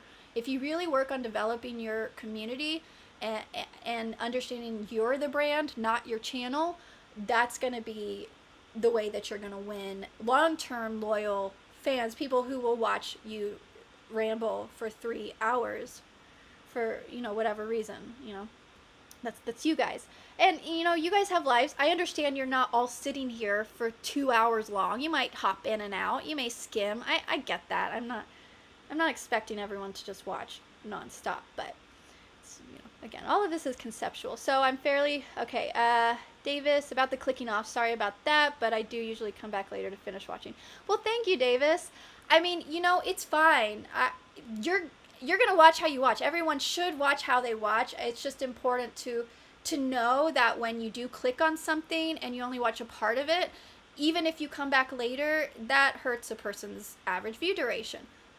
That is what it is. I do that, and I try not to. I work not to do that because I know how the YouTube is so stupid where it won't even count that this person came back and finished. It will just count that that one view was not, and it could kill your video from that, though enough of those sort of things. So I think that's an algorithm issue more than a user issue. I think as users it's important that we understand how the system is working and how what we're intending or what we're doing may be interpreted by a system. That was my last week's live stream about it. But so I do appreciate, and you don't have to say sorry about that. I know you're just saying it more, politely, but I'm also saying, like, I'm not upset at anyone for being like a normal human and not always finishing videos. And even the last stream, like, hopefully that was clear. I don't want you to like watch it, like put my playlist on and just let it run, not watching it. I was just saying let it run. If you started the video, you know, it would help, not my video, any creator. If you started the video, and you have to leave or you have to do something and it's possible, just let the video finish instead of clicking out and coming back later. That will affect the person. So I I do not suggest just running a playlist. That's the system sees that, just for the record. The system will see a person binging, and you think a person binging a playlist would be nice, but actually the system will flag people who watch too many at once, which I feel like I probably get people flagged sometimes. And it'll verify the views and then eventually usually put them back up and all of that. But because I get in moods, I'll save a person and then I'll just go and I'll just put on theirs, like Amala Ekpanobi.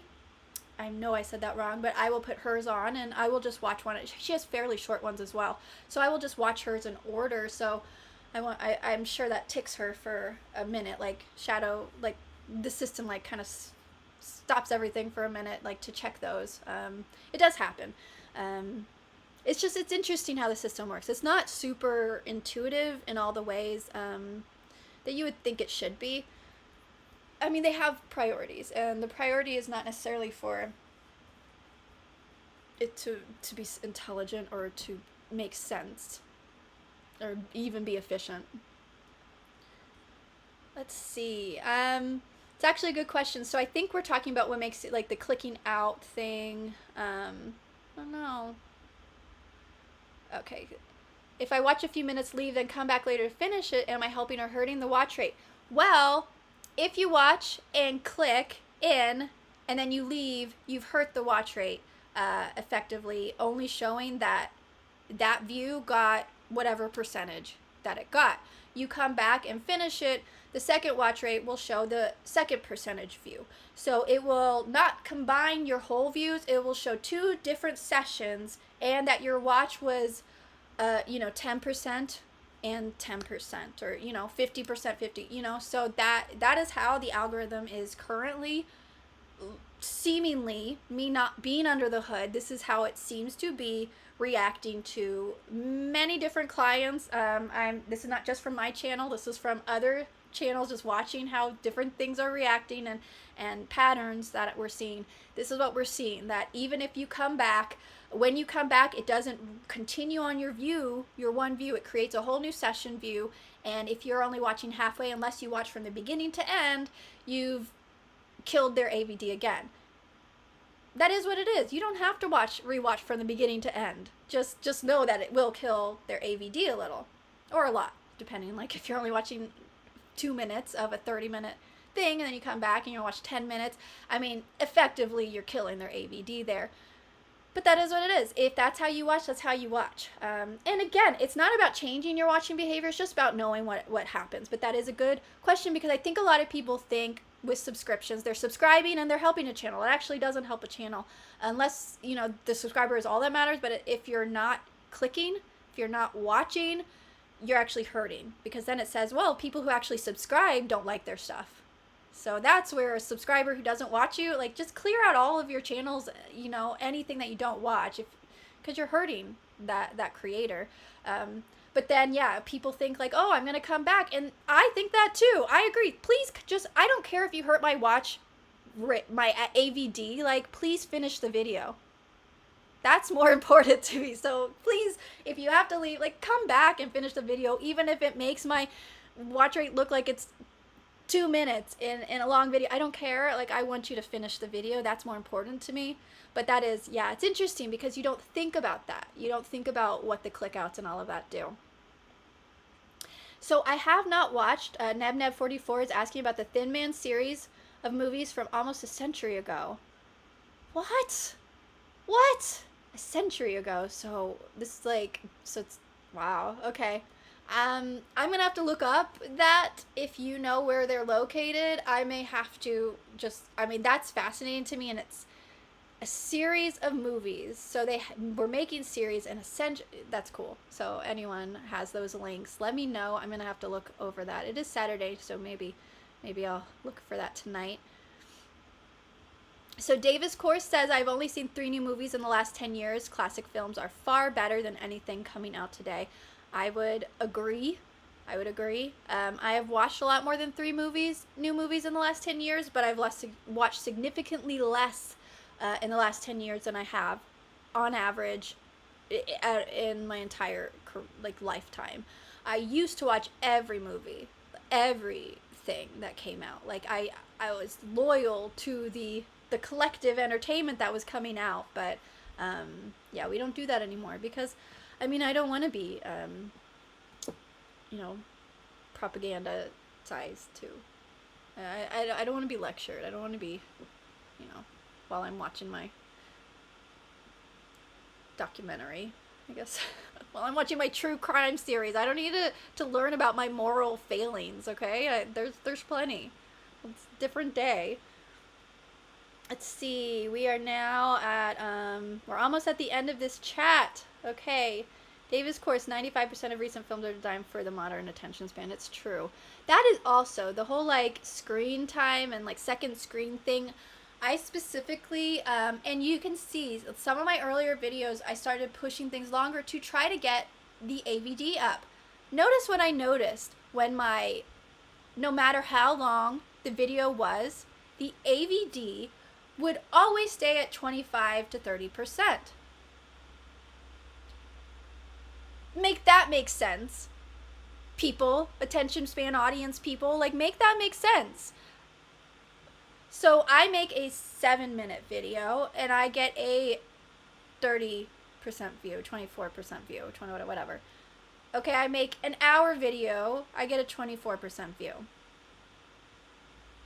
What? What? Because I get people watching on average 10 minutes for my long video, and then 10-15 minutes, and then I have my short video that is me still. It's not like anything's much different, and it spans all my videos. It's like a trend. So that same person, like, it's confusing, but you know why? Because the algorithm isn't showing the same people the same things. Like, it's crazy because it doesn't make sense statistically and in your pattern. If the same audience is watching 15 minutes of an hour-long video, why your average view with the same amount of clicks and views would be less, would be like the 25%. So it's sort of like it caps it. So again, I'm still trying to figure that out, but yeah, that's what I've learned, is that your average view duration is killed by so many things, and it's also like counted by, like, I don't know, it doesn't make sense. It doesn't make sense unless it literally does not use any similar audience. That's really, I don't know, maybe there's some statistics out there that makes that make sense sociologically, but it doesn't in my head. Let's see. I was being generous. That is true. They're having conversations down here, asking this question to help you out. Since you put so much work into your Word document for the stream, what's on it that you wanted to talk about? Thank you. You probably asked that like hours ago, and you're probably not still here, Neb. Let's look. Let's take a quick look. So the title and topic is Why Following Trends Will Kill Your Audience Growth Long Term, and how patience, consistency, and original taste build a loyal audience. So, I mean, we've kind of covered this, but so this is about following trends, getting temporary attention. It usually kills long-term audience growth. It trains people to care about the trend, not you. Loyal audience growth comes from building a recognizable point of view, repeating and evolving your core themes, and becoming someone people follow for your taste instead of whatever topic is hot that week. So it's everything I've said. So these are just like my notes, but then I have 10 points. The first point is just the intro about the monoculture. So that is one thing. Another thing I want to talk about, why trend chasing hurts long term. Basically, so let's look. Mainstream, we've discussed that. Mainstream is a theory now. I'll probably do like a concise video that actually puts this all together. But basically, mainstream doesn't exist. We have no collective conscience. We have no collective ecosystem where we all go and we all watch the same things. We all talk about it after, at the water cooler talk hours. Like, that used to exist. So that's not a bad thing to have all these niches, these micro niches, but it also means that you're not connecting. It also means that trends aren't really going to connect to anyone except for that trend niche.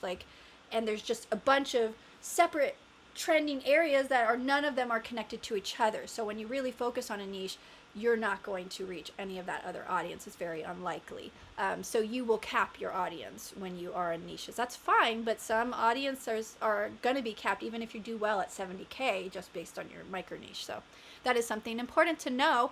But because there's not a monoculture and people don't care about celebrities the same, movies, shows, songs, stories, references, all of that, everything's fragmented, it doesn't automatically put you in front of anyone chasing a trend. If you saw that trend, if it says that trend, that is a trend on your algorithm. Guess what? My sister's algorithm, nothing like my algorithm, nothing like it at all, like not even close to the same. Can you imagine? My sister is left-leaning, voted the opposite of me every single time. We don't agree on everything. We're both Christian, but she's, again, we've Christian late in life, and we do agree, I guess, on that. We agree in Jesus Christ. But we don't even live our lives the same. So it's like we're Christians, but I don't know. So we're but you're seeing, her algorithm does not have the same trends as mine. So you're already cutting yourself off of an audience, like a big group of people. And it's funny when you see people that are just, they should get the exact same things as you, and they're not. I mean, that's a proof. So yeah, it puts you in front of the temporary micro niches that it's decided, the clusters that it's decided that day, but it will recalibrate every single time. Guess what? Most people don't live on islands. I told you I just started following Max. He comments on all of my videos, and he does these these little 3-minute long, categorize me now, algorithm. It's like Lego man videos with the, transformer, but I don't know. It was fun. I enjoyed them. And they're fairly quick animations. So yeah, so even with people, I've totally removed myself. The algorithm now has to recategorize me, and that's what's happening in every people. So your trends that you're seeing, they're not even really trends, because not everyone is seeing that same thing. So if you do see a trend that everyone has already seen, by the time you've seen that trend, it's already no longer a trend. So it's the algorithm has moved along. So that is why trend chasing will hurt you long term. You're going to bring in people who like that and who like the trend and who don't want to hear your content. So I did think I covered that. And they move too fast. It's hot this one, but just like our moves, we get really into something and our hobbies change, and what we want to research, what we want to search, what we want to watch. You watch a movie and then you watch a whole bunch of commentary about that movie because you're interested in what people think.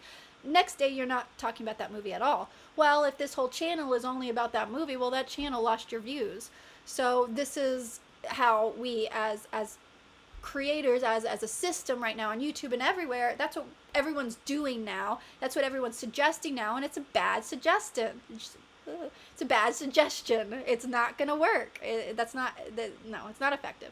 So that's part 2 out of the 10.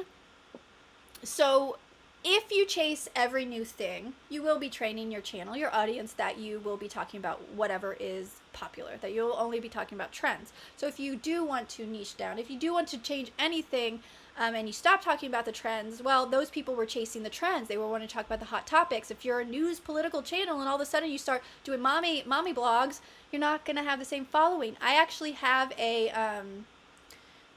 my sister does social media for did social media for an influencer, makeup influencer, who also ended up wanting to do later, after she already had a very good following on social media, she wanted to do music, and she became a mother, and so she wanted to do mommy stuff. Those stuff didn't take off.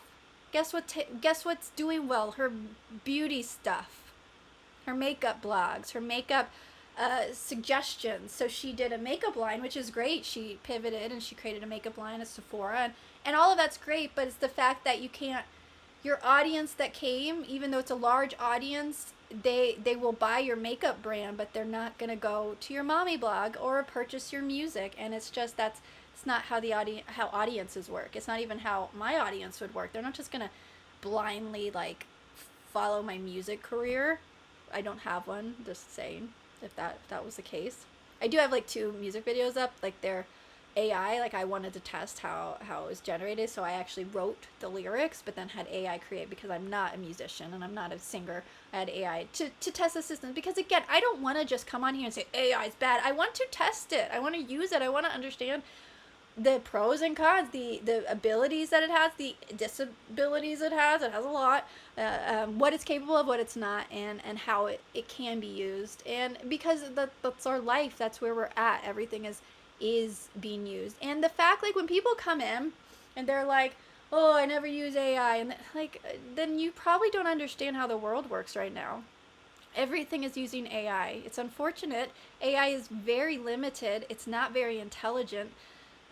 It's bad. It's a bad system. It doesn't follow intent. It guesses, and it follows things that other people like. I mean, we know all the problems with AI, but everything is search and YouTube is using AI.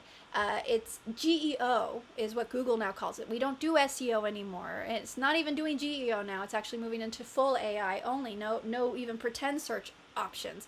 It's not intent-based searching. But guess what? Humans are intent-based.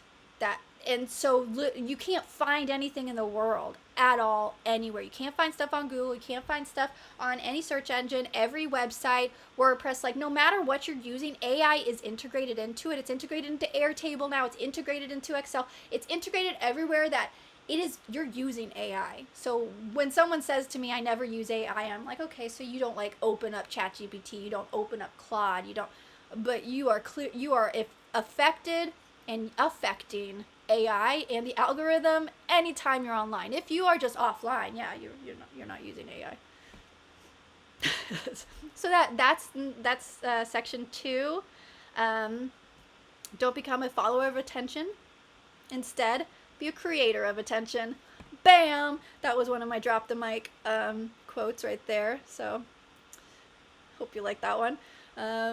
So yeah, trend audiences leave when the trend dies, or when they change, when a better trend comes along, or whatever their mood. So my 3 talks about loyal audience growth coming from recognizable tastes. So obviously they don't become loyal because you covered one topic. They become loyal because of how you think. I assume most of you come back because you like the haphazard, messy, just weird rabbit hole nature, meandering, yet somehow manages to always come back to the point. A little bit magic, a little bit of skill. I don't know. I like to think, because I am always shocked at how somehow what we're talking about, bam, connects to the topic, even though I went on a rabbit trail. I went down that hole. But I'm thinking, because my mind just works that, it's like my mind always ends up at the same spot. Because if you watch the Are You a One-Eyed King in the Land of the Blind series, you'll see that basically is 8 parts of how my brain works and why it works the way it is. And obviously it has historical stuff, but that's just how I think. So if you're wondering, I just finished editing episode 5, so I have to post it up. I think only 3's out, 4 comes on Monday, 5 will be next Friday. I'm putting on the membership as soon as I can, so the Drist, you'll get early access to that. But what I'm thinking is, oh, shoot, I lost what I was doing. What was episode 5 about? Oh yeah, my mind mindset, how my mind works, the processing system that my mind works. So episode 5 is a lot more about the processing system. As we get 5, 6, 5 and 6, I think you'll get a lot about, like, if you understand those episodes, you will understand how my brain works. Even episode 1 a little, because I go through my experience with life and technology and how my brain was formed. But yeah, if you watch later, you'll see like the Boolean brain, the operator mindset, like this is how my brain actually functions. So I think that's why I'm able to somehow bring everything back into what we're actually talking about, because that's just like how my brain works. It's always like recurring theme, bring it back to the system code. Okay, so yeah, the audience should recognize your taste, your lens. Like they should have an idea. It's kind of like if you're like managing a company, or say even like your dad or something, and you're like speaking on behalf, like someone wants to talk to you and you're like, oh no, he'll be okay with that, he's not home, but he'll be okay if you just start like mowing the lawn right now. Well, he didn't tell you that. He didn't, well, unless he actually did, but assuming that he didn't tell you that, hey, the lawn people are coming, just let them in the back. But your dad, it was the plan, the nature of your dad. And so you kind of have an idea of what he would say. I mean, and that the same, like with management, you can't go to the CEO. Policemen can't go to the city every time. It's like, okay, this person's doing this. I see he's not following the law. Should I go get him? Yeah. Like you understand. And so for each situation, you kind of have to make those decisions, but it's based on thought process. So as you develop more content, people and your audience, the right type of audience, will actually like how you think, and that's why when you're engaging and interacting with them, that's really important. But yeah, like how you think, and that's why I say it, like people need to know the real me. Like you're not going to get something really polished. You're going to get someone who spent 5 hours a day on the radio. We don't yes, you can do concise, but we weren't Ryan Seacrest. We were talk. We did top 40 at one point, and then we moved to we flipped to country, and so we did have to play music. We had to, it was programming, but if we could have, we would have just talked the whole time. We even started a whole thing called More Talk Less Music, and we used to play a bell, and anyone that called in, they would say More Talk Less Music, and we'd say ding ding ding ding ding. Yeah, it was really annoying. I annoyed myself with the dings. I think I scared my cat. No, that was much. Okay. What else? So that was topic 3. So yeah, the topic is the doorway, which is why people do the topics for the algorithm, but like the way you think, like what the actual video is, like that's what keeps people there. And if you're just following the same attention span, if that's what you want, the people who need you to make the point in 60 seconds to keep you there, who need that quick hook, if that's what they need, and that's the only reason that they're going to be there, then they're not going to stay for the rest of your video anyways. They don't have the attention span. That's not even what they want to consume, and you have to think about that. So if you don't want shorts attention span, why are you doing shorts? It's like, that's why my audience, I was doing 8, and sometimes I have an 8-minute thought, but most of the time I was just trying to keep them concise so people would watch. And then I was like, you know what, I'm cutting out points that I wanted to make just to keep better attention, to make it more interesting. And I'm like, I just can't do it. I can't consistently change myself to try to keep people's attention. I'm gonna be as like meandering as I need to be and as I'd like to be that day, and if it might help your attention span. This is benevolent. This is for you. So number 4, copy culture is why so much content feels crappy. So me.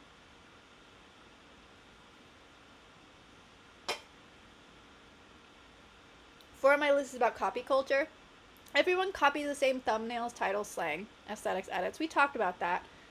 It may look optimized, but it likely doesn't even match the person or their channel or the vibe. Like I said, the Dookie vibe, that's me. That's my generation. I love that aesthetic. The Dookie Green Day album cover art. And that's why I'm doing the thumbnail specifically on this One-Eyed King video, specifically like that. And you can go to my post. I showed the thumbnails there, so that, you know, in the video you can't really tell because the thumbnail disappears, but they're in my post, so you can play the Where's Waldo search and find and see all the pieces from the episode that I put in those. But it's based on that style, and I'm hoping, you know, not all the thumbnails are my style. That one is more of my style, like that chaos, like, and you can tell, like, that's what, if you want to see what the inside of my brain looks like look at it. Those are, so that matches me. That this series, I think, reflects me the most out of anything I've done so far, including the thumbnails, and including the processing. So if you can follow the series and you get all the way to the end, sorry, Siri decided to stop it. She keeps stopping my screen, and I can't, yeah, she keeps stopping.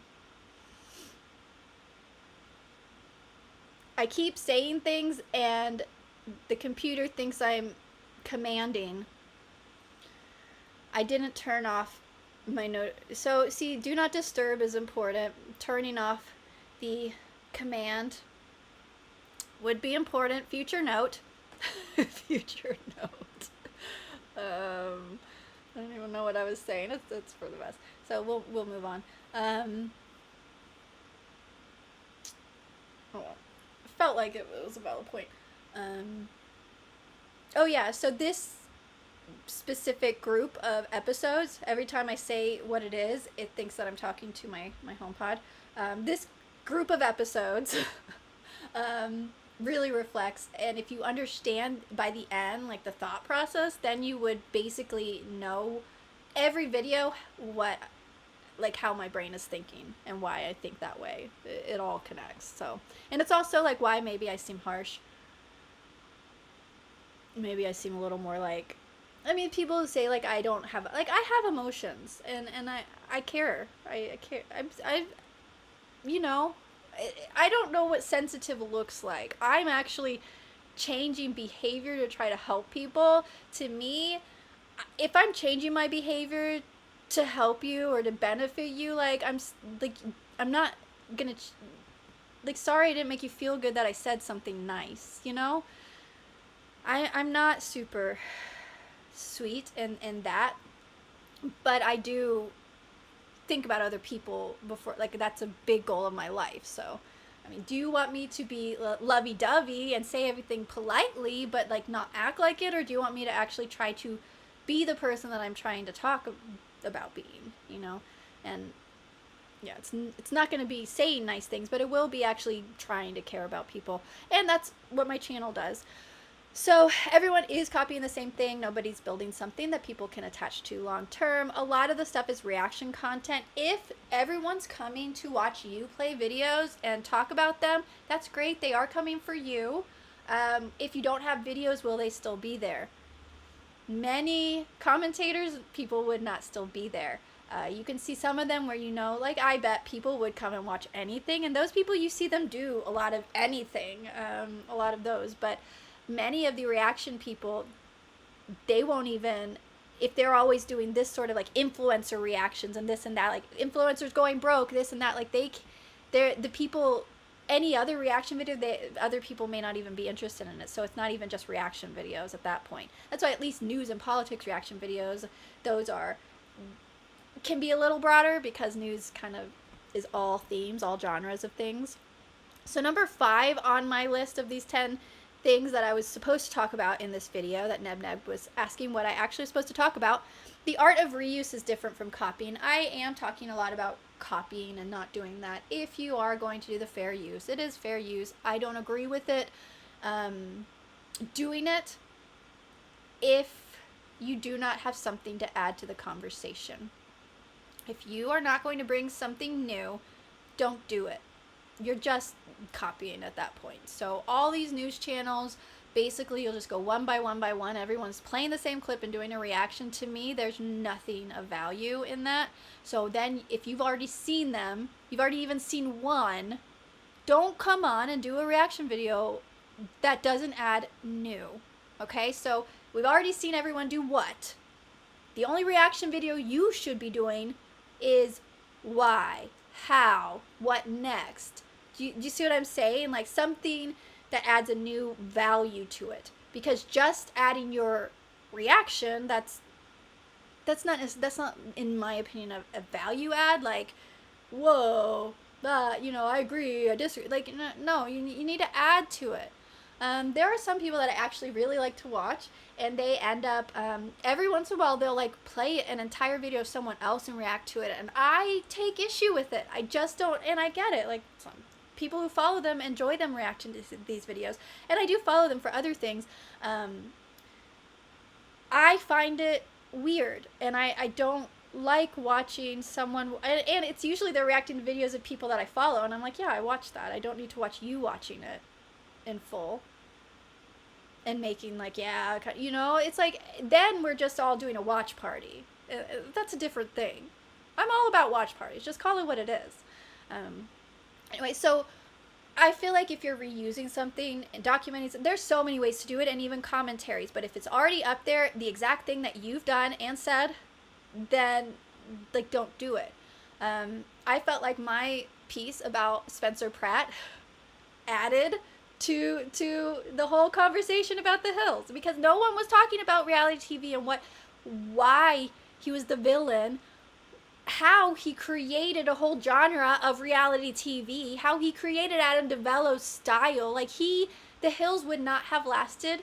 It would not have been so successful. He saved the hills, Spencer Pratt did. He created the genre. You would not have Selling Sunset today, who Adam DeVello, same person who created Laguna Beach and the Hills, created Selling Sunset, Selling OC, all of those things that are popular on Netflix. You would not have those today without Spencer Pratt. You just wouldn't. You would not have Christina from Selling Sunset, who got kicked off. Does that remind you of anybody? Christina created Selling Sunset. She was the Spencer Pratt. She was the villain. She made Selling Sunset great. And, you know, Chriselle, super boring, blah, but then she got interesting, and then she got boring. Chriselle is interesting for being so blah and boring, but having all the interesting stuff happening around her. It's weird. It's kind of weird. Anyway, so this whole reality TV, so I felt like that was a different concept, how not about Spencer Pratt specifically only, but about the whole generation of people like Spencer Pratt, like myself, who are fed up, who have reached a breaking point, who grew up in the enshittification era, where we were catered to, where we were told everything was good. We were told that we would have a comfortable life if we just worked hard, kept our head down, did the work, did what we were told, and we could, you know, have famous, like, rich lives. We didn't all have to be famous. We just wanted, you know, to be well off and comfortable and not be bothered, you know, and that was what we wanted. And we, again, I don't say that that was the best choices that we made. We let a lot of stuff happen that we shouldn't have. We just sort of sat back and let other people run things, and they did a bad job. But my point is that there's a lot of people that think like Spencer Pratt, that think like me, that grow up in this era because of where we were growing up. Because I believe, again, sociology, that it's so important about where you are in a time frame of your mindset and how you're going to relate to things. That there are people, the era of Spencer Pratt, my era, the reason why I'm doing a commentary channel, trying to put my point of view out there, is because we're rising up. We wanted to be lazy, not lazy, we were working, but we just want to do our own thing. We don't want to deal with people. We don't want to, like, have to be an activist or go into politics. Like, that was nothing. That was not our generation. We did not care about that. However, now we have to. Now we have to come out and talk. Now we have to go public. And I felt that in the set. Spencer's been feeling that. Like, we're all feeling that. And that's what that video was about, just for the record. So that's why I'm bringing that up, is for the art of reuse kind of concept. There is a way to reuse that doesn't feel like copying. There's a way to create Mr. Beast. Yeah, his formula is his formula, but anyone who does it, it's a Mr. Beast formula now. Unfortunately for them, if someone liked that, it's just, that's it. So create that trend. Stop copying. If you want to do a commentary channel, reaction channel, fine. Create the channel. I'm trying to find the channel. I'm trying to create my channel. I'm working on it. I have not landed on something. Like I said, the last series is the most like me, like what I would love to do all the time. But I also get on stuff. As you can see, I have ideas and things about entertainment and things that I want to talk about. So I'm still trying to figure that out. I'm trying to figure out exactly my voice and what my videos I want to look like. But copying someone else, you're never going to be able to create a trend.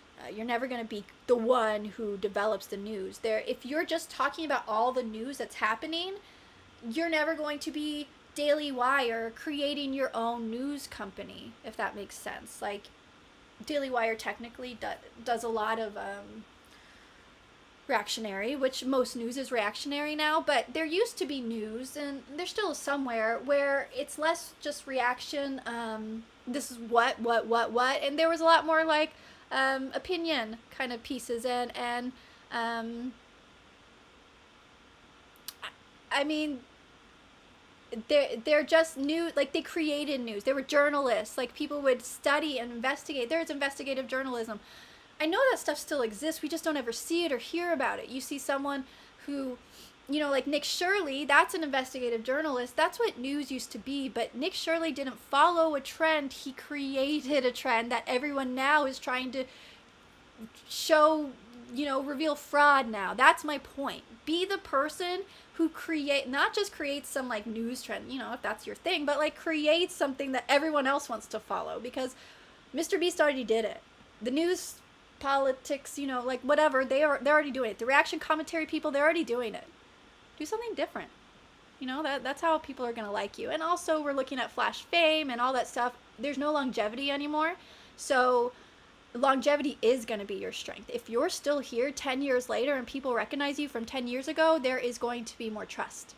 There is very little trust now that people give any celebrity, creator, anyone that they see. The longer term that you're around, the longer that they know you, the longer you're consistent, the more that you're going to be trustworthy, and the longer your audience will stay with you. I have people still following me. I think I still have like 20,000 followers on Twitter. That's what I'm saying. Like, this is just from my radio years, because we built an audience. So it is possible to build audiences that stick around. And if I posted something, they would comment. I don't post. And they'd be like, oh, Alayna, OG. They'll say something about me being an OG or a GOAT or something, greatest of all time. So number 7, talks about monoculture and how it matters for the shared references, and it helps build a community. I feel like we've established that. So that was number 4. Entertainment used to be used and should be used, I believe, is best used as creating communities and collective consciousnesses. That's where we used to have, where everyone had a similar view of things, or because we were all consuming the same things. We're all consuming our own algorithm, a very specialized algorithm just for us. You can imagine how desperately we need people who are like-minded, not people who think exactly like us. We need to learn how to be able to be in a community and feel like it's a community of people that feel connected without it being exactly every box checked. Because then you're just going to be in a room with you and maybe one other person. And that other person likely you've never met, because it's just very rare that everyone just agrees on everything. But our algorithms make it so everyone to agree with them and wants to be agreed with. I don't expect everyone in my community to agree. I just want them to have an opinion and to keep coming back, and to keep talking about it. And we all change our minds. We all grow. So that is what number 7 was about our community, that we have fewer shared references. And what I believe content creators can do now is to build communities again, to help develop these spaces for people to go. Again, these collective mindsets, these collective cultures. We are just not in that space. We're so separated right now. And that was an intention. People, the elite people, they wanted people separated, but like, fight back. Stop letting people separate you. Like, start being allowed to be in a room with someone and have a conversation, even a debate, like a heated debate, and not agree with each other. That's okay to happen. Yeah, it's okay. So let's see. Not everyone is scattered into niches. So I think that's also, it's good that you have your niche, but being able to associate with others. Like, I don't like certain categories of entertainment, but there are certain things that I will watch just to kind of be in that collective community, so that I can stay engaged with some type of mainstream, some type of collective culture. So things like that, like news and certain entertainment, that I will do for that. So my goal is to build community here, and for all of us to start building communities where within that community we start rebuilding collective consciousness. you'll see it. There are many people thinking about the same thing. So this whole community is over here talking about it, and then this, and eventually you're introducing the same concepts and all the collective conscience starts returning again. So I do believe this. I mean, intentionally, this is an important part of just fixing society as well. I know it seems like dramatic, but everything is connected. All the little things make a big difference. So number 8 is community is the point, not just views. So that is, I think we've established that. So I think I did that one okay on my outline. I think we've covered that somehow. Connects the loneliness, friendless issue. People are missing shared spaces and repeated interactions. I do think people do miss having some sort of connection with people, which is why we create these really weird, obsessed followings, and we try to like protect. I just think we're getting too protective, and we're making our cages smaller and smaller. We need to open the doors. We need to widen our gates a little more. I'm not saying having these smaller areas is bad. It's just when you're not inviting anything else, not looking at the other part of the conversations, you're losing a lot of it. We are a generation full of people who have all the information and no way to understand it, no wisdom, no understanding of how to use the information. We need to create communities that are more than just giving information, but is about using is actually being a community, not just a space for people to listen to you. Listen to your only ideas, where you don't grow at all. And let's see. So yeah, you want to become familiar. You don't want to just become seen once. And then number 9 out of 10. So we're almost there, guys. So cadence, we discussed that. Okay, so we did cover that. Consistent cadence teaches the audience how to return. Lives, yeah. And it lets the channel lead instead of constantly reacting. So developing a cadence just lets you help your schedule. So yeah, we pretty much covered that. Number 10. So this video now has done exactly what I said it was on the thumbnail. Trend chasing, this is the main warning. So this is the conclusion, I guess. Trend chasing can make you look active while weakening your identity. So you're obviously always posting, you're churning, you're going to burn out, but you're not developing a clear identity, not only to the algorithm, which is probably your most important issue. If you're following a trend, you're worried about what you're saying to the algorithm. The algorithm doesn't know who you are. It's confused.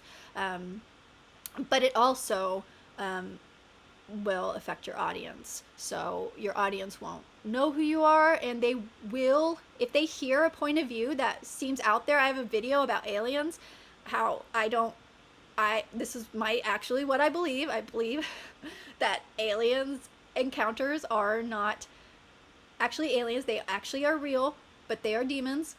And same with mythology, mythological creatures, like in mythology, like in Greek and in Egypt. I believe those were real. These are real gods, these demigod, whatever. I just believe that they're demons. So I believe that they're not myths. They're not made up. I believe that they are real, and people are interacting. They're affecting these societies in different times. And I believe aliens are also a part of that. There have been since even the Greek times, examples of unidentified flying objects written in their culture and things, and the unidentified flying objects always look like the highest form of technology that they can think of at their time. I mean, it is a video. It's a weird. I was using a weird thing that makes me look really jaundiced because the camera studio was messed up. But you can see, like, if you see that and you already have established that you understand how I think, that might not be such a weird video. Or if I say something really offensive about traditional families, that I think, that I don't care if you agree or this is just my personal, how I live my life and my family, like, you would, even if you don't agree with that, you're not like surprised and like so jarred and triggered by it because it was unexpected that you have to like leave or count out. That's the goal. That's the idea, at least. Like, you get people to get to know you, that any of your stuff can kind of fit because it's you, and they sort of accept your good and bad. Your friends aren't all perfect. I'm not all perfect. My friends do things I don't like, and they do things I do like. and I want to build an audience that understands that about me, that I'm not actually a personality. This is me, and I'm trying to be as authentic as I can, as possible, so that I can keep it up. Because that's another thing. If you can't keep it up, if you're putting on a show, that if you're constantly putting on a mask, the mask is gonna change naturally without you even knowing it. You just can't keep it up, and it's gonna slip. You see it all the time when people are like, I'm this way, I'm this way. You might see with, like, say, Blake Lively, and then you watch her on the carpet at the Met, and she's just like, she was bossing those men behind her, trying to fix, like, her dress was, first of all, it was a very ugly dress, but second of all, it was massive, and they had to spread it out across the entire staircase, and it was, I'm sure, heavy for her, but it was heavy for them, and they weren't doing it right. And you saw it, because she can put on her smile, she can pretend to be girl next door, but bam, like, I am not always nice, I'm not always pleasant. You're gonna see me snap, and I snap. You see me snap in comments. Someone made a comment about and they made a comment, and you'll know if you know anything about these thumbnails for the One-Eyed King. They said AI thumbnail, AI slop thumb, content ignored. So I was like, okay, and so I immediately just said human slop comment, or human slop reasoning, comment ignored, something like that. It was just something. I wasn't nice back. I cracked up. I laughed for like 10 minutes about it. First of all, you didn't ignore the content. You clicked in and you commented, which the algorithm likes. So there was no part of that. Maybe the AVD, but otherwise he helped my content. And he did not ignore it. He commented. But also, I mean, commenting that, yeah, it was made by AI, but it took me like 4 hours, and it was someone might not think that cutting up magazine pictures and making a collage is art. That was my form of art all the time I was growing up. That's how I do with AI. I do the AI. AI will never, you go try, sir. You try to make that prompt with that AI picture, AI generated picture. Yeah, you go ahead. You type that in, and you figure out what AI tool is going to make that thumbnail look like that. No, because I cut little pieces. I cut little men and women, move them all around. I had to add extra stamps. I had to add toxic places down here. I had the Play-Doh falling. I had to add those things in. And then I used just normal, I typed in the word gotcha. Like, that's typed in. And then I layered things in and out. Like, that wasn't AI. So, yes, AI created it. But the whole point of what AI slop means is that you did it and you just took whatever it gave you. It doesn't mean utilizing it and attempting to be creative and creating. It's just the same as copying or using AI. That's slop, versus using AI or a technology or, say, a magazine and cutting up and creating something else from it. Same with the fair use. So a person that actually looks at that and has used AI and thinks that AI could create that image in one fell swoop, an image that literally depicts every single aspect of what is talked about in the video, all the little tiny pieces, like little Easter eggs everywhere. Yeah. Anyway, you can tell I got riled up by it. So yeah, I will not always be pleasant on my comments, but that also, you will not expect me every time on my video to be pleasant. Like, I have an attitude. I have an ego. I'll be like, oh, I don't get like my feelings hurt the same, but yeah, I will be like, well, that's stupid, and then I will say something snarky in response. I can be very snarky. It's something, I'm not working on my snark, and I am working on, like, accepting that there are trolls, and I know that there are trolls, and maybe I don't need to snark at every troll. I don't snark at every troll, I guess. It's just like when they make something that is such an easy thing to snark at, like, it took me 2 seconds to respond, and then I cracked up about it. That in itself, like, and it was specifically about that. Most of the trolls I just ignore, or sometimes I just delete them. Like, if you're going to dislike what I say, that's one thing. If you're going to say something that's just trolling and it's not even about the topic, like, move along. I will delete you, and likely I will hide you from the channel so you think you're still commenting.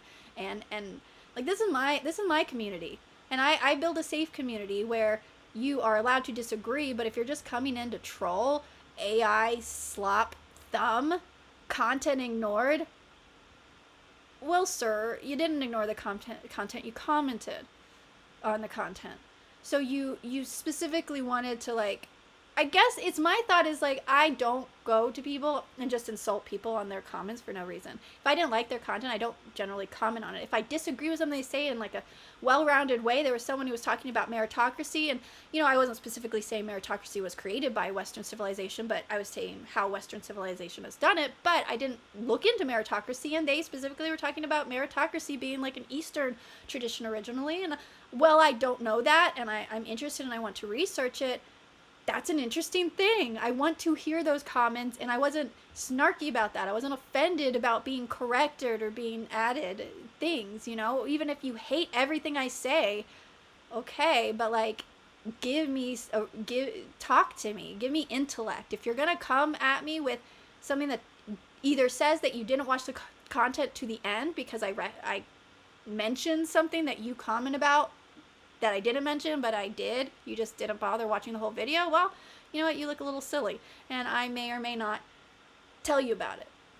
So this is how I work. But again, the whole point about that is just, if you're out here acting like a Christian influencer and you're being, super polite and like love everybody, then the second that you are not that way, people are going to call you out and call you inauthentic every other time. I just want you to know how I am. Some days I'm a lot nicer than others. Some days I'm a lot politer than others. But always my intent is to serve people and to be better. I'm just not always better. So sometimes I'm a jerk. Sometimes I don't want to use a curse word, but I was going to say an a-hole. Sometimes I am. Sometimes I'm a B. It just happens. Like, I work on it, but I'm not going to lie about it. And I want people to see those sides of me. I want you to see it. Because then you'll know when I am that way that, yeah, I'm probably in a mood. But there are other times when someone could say something so offensive, like that AA slap. I was obviously, like, in a mood at the time. That probably, I would have just, like, deleted it because it wasn't a valid comment. I don't allow just comments that troll. Most thumbnails, regardless of whether it looks clean and pretty or whether it looks like a real person, most of them are made by AI. So you even saying AI slap, like, do you not watch anything on YouTube? Most things are AI. Like, even if it looks like it's just a person in front of the like, even if it looks real, it's very rare. Even if you just get a screenshot and then there's like words, a lot of times that's just AI generated. And even when you're using, say, a Canvas system or Photoshop, AI is integrated inside of it now. So even the tools that you were using have used AI now and changed some of the things. Like when you do transparency, you remove pixels, they've actually changed those tools within themselves as well. Basically so that they can interconnect more with their systems and the AI systems outwardly. So you might notice that some of your tools are not working as well. That is why. Because AI is not smart. It is not a calculator. It is a guessing statistical guesser. And statistics is not math, it is science. Statistics uses math. It's a mathematical science, but it's based on theories and variables, and it changes. And that's why statistics is so interesting and complicated, because it's scientific, and things will change based on the inputs, the variables that you're looking at, and you can utilize some similar formulas and sociological understandings and formulas statistically to be able to do this with patterns recognition on the algorithm as well. But when we're watching it, the algorithm is basically using statistics, not math. So that's why it doesn't calculate math correctly often.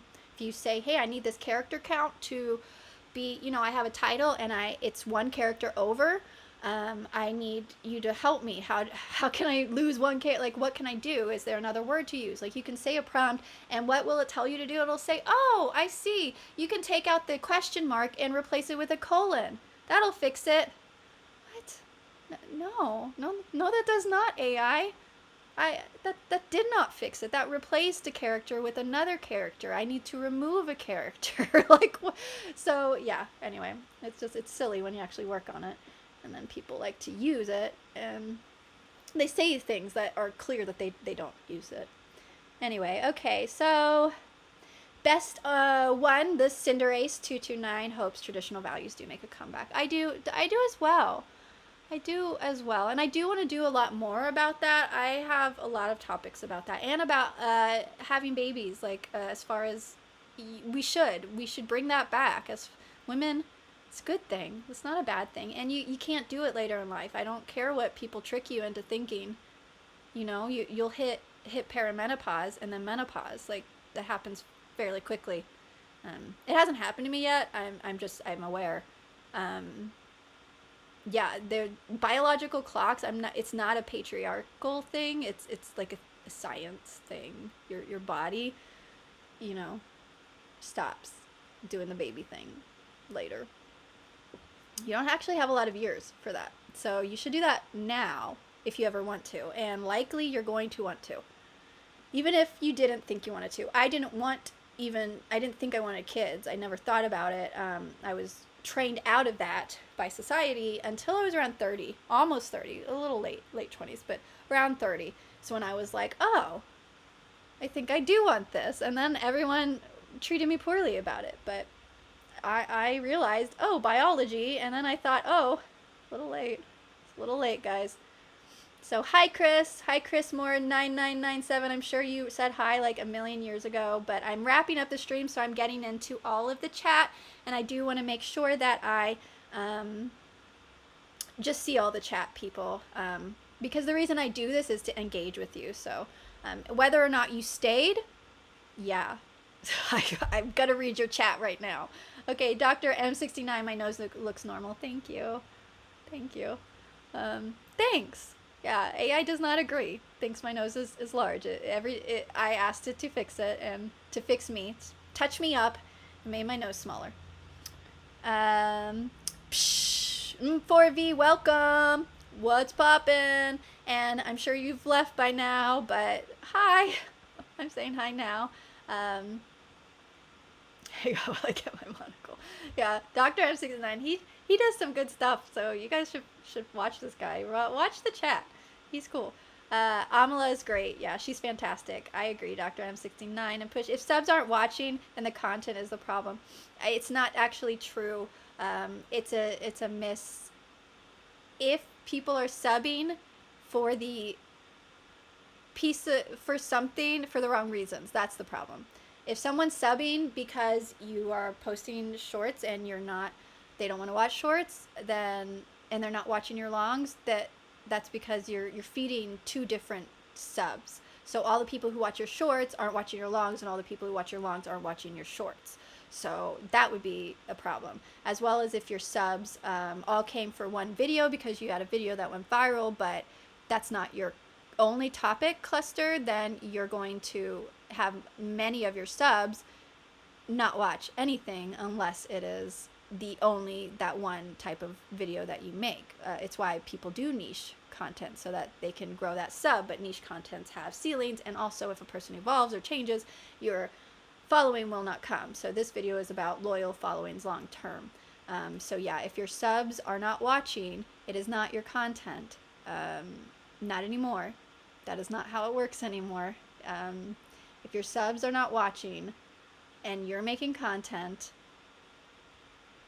the algorithm needs to find better audience for your content. This whole video is about doing your content as you want to, making it the best that you can for you, and training an audience to enjoy it, finding the audience that likes it, and teaching them that this is how it's done with you, and they can come take it or leave it. What happens though, while you're doing this, you will get a lot of subs, and a lot of them won't convert into, you'll see it, just because you have a lot of social media followings, social media does not convert into sales. It's well known as a marketing tool. Emails convert much better for cold sales than social media. You will not sell. Generally, your following will not buy unless you're an actual influencer, that's your thing, and you're like using these system tools to sell something. So depending on your genre, you can sell. So this is theoretic, okay.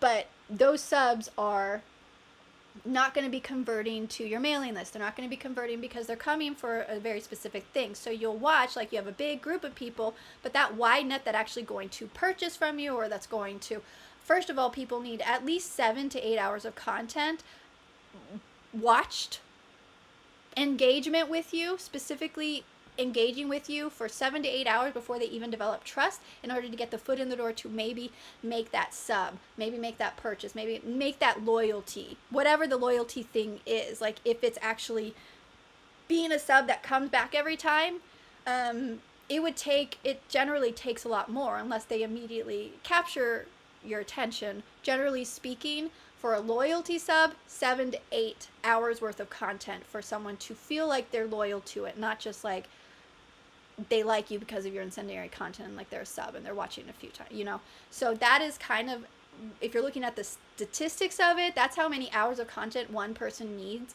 to consume before they become more loyal, to the point that they will start converting into what other things you want to do. If you change your content at that point, they might actually end up following that content, those sort of things. So the subs issue, if you think that your subs are actually not watching because your content, unless you change your content quality from the subs to now, like or something dramatically different, then it's not your content, it's the subs. Get a new audience, get subs that are going to watch the stuff that you want to have an audience for. Some of those subs will be your audience, some won't. The majority of the subs you get from one video will not convert to your next video, is my point. That's what I'm saying. Like that's why I was saying like the conversion rates and the statistics for like a social media, or like however to convert, that's kind of the ruling. It's not going to convert. So, and yes, so Push, he's not like me. He thinks that he says I would much rather have a channel with 1 million subscribers where no one watches than a channel with 500 subs. I am the absolute opposite. I absolutely disagree with that. Like 100% disagree with that. That's crazy talk to me. I can change my content to entice those 1 million subs to engage with the videos. That's okay. So you're follower. So this video is about whether you're a follower or a leader. I'm talking about leaders. I don't follow content, and I don't follow my subs. If I did follow my subs, I'd have probably like 10K by now. If I just did man content, woman-hating content, I'd have tons of subs. I'd have tons of comments. No, I'm not going to follow stuff. I don't agree with that at all. But some people do. So that is the opposite idea, whatever, the opposite concept. And some people will believe that. I don't agree. I think I did hit that topic. Thank you. I'm sure it was a topic that I thought I hit, and you're confirming. Would you say we need a safe places to actually meet people in real life instead of dating apps? Sorry if these are heavy topics to discuss. I do. I want actually maybe to discuss this the next live stream, to go deeper on this, because I'm trying to wrap up. But yes, do we need safe spaces to actually meet? This is something I've been thinking about. I love this topic because I have been thinking about, like, how do someone like me, who has my personality, and most of my hobbies are individual, like I like to research, I like most of the stuff I do on my own. I'm not super social in that way. How do I meet people?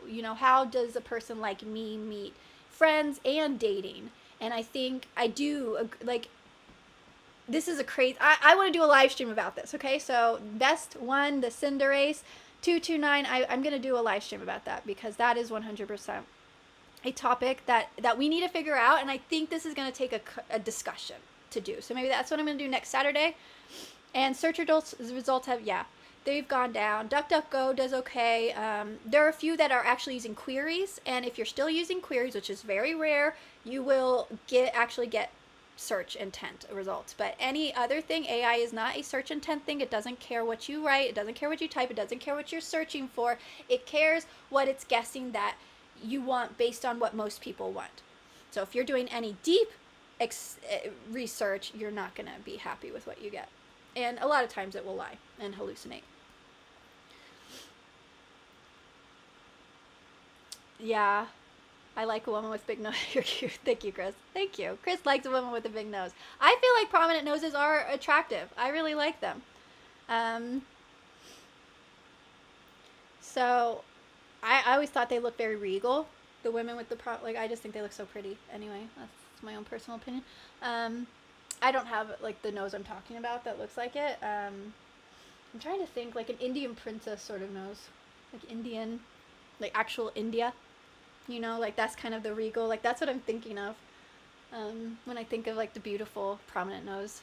That it would be nice if I don't know, the things we think about that we would like.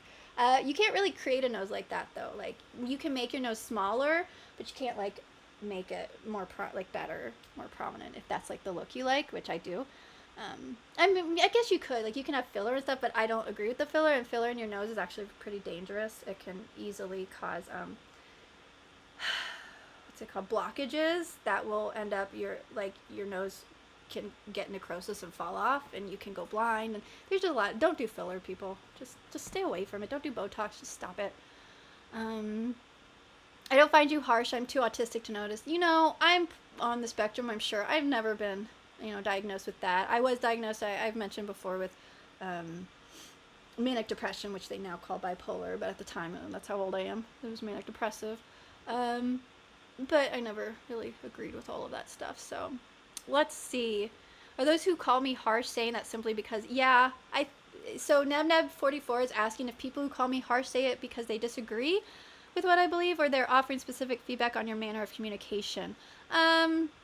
No, I think most of them think I'm just like hateful or something, or I want to like, I'm not sure. They all say very dramatic things. They're all fairly dramatic.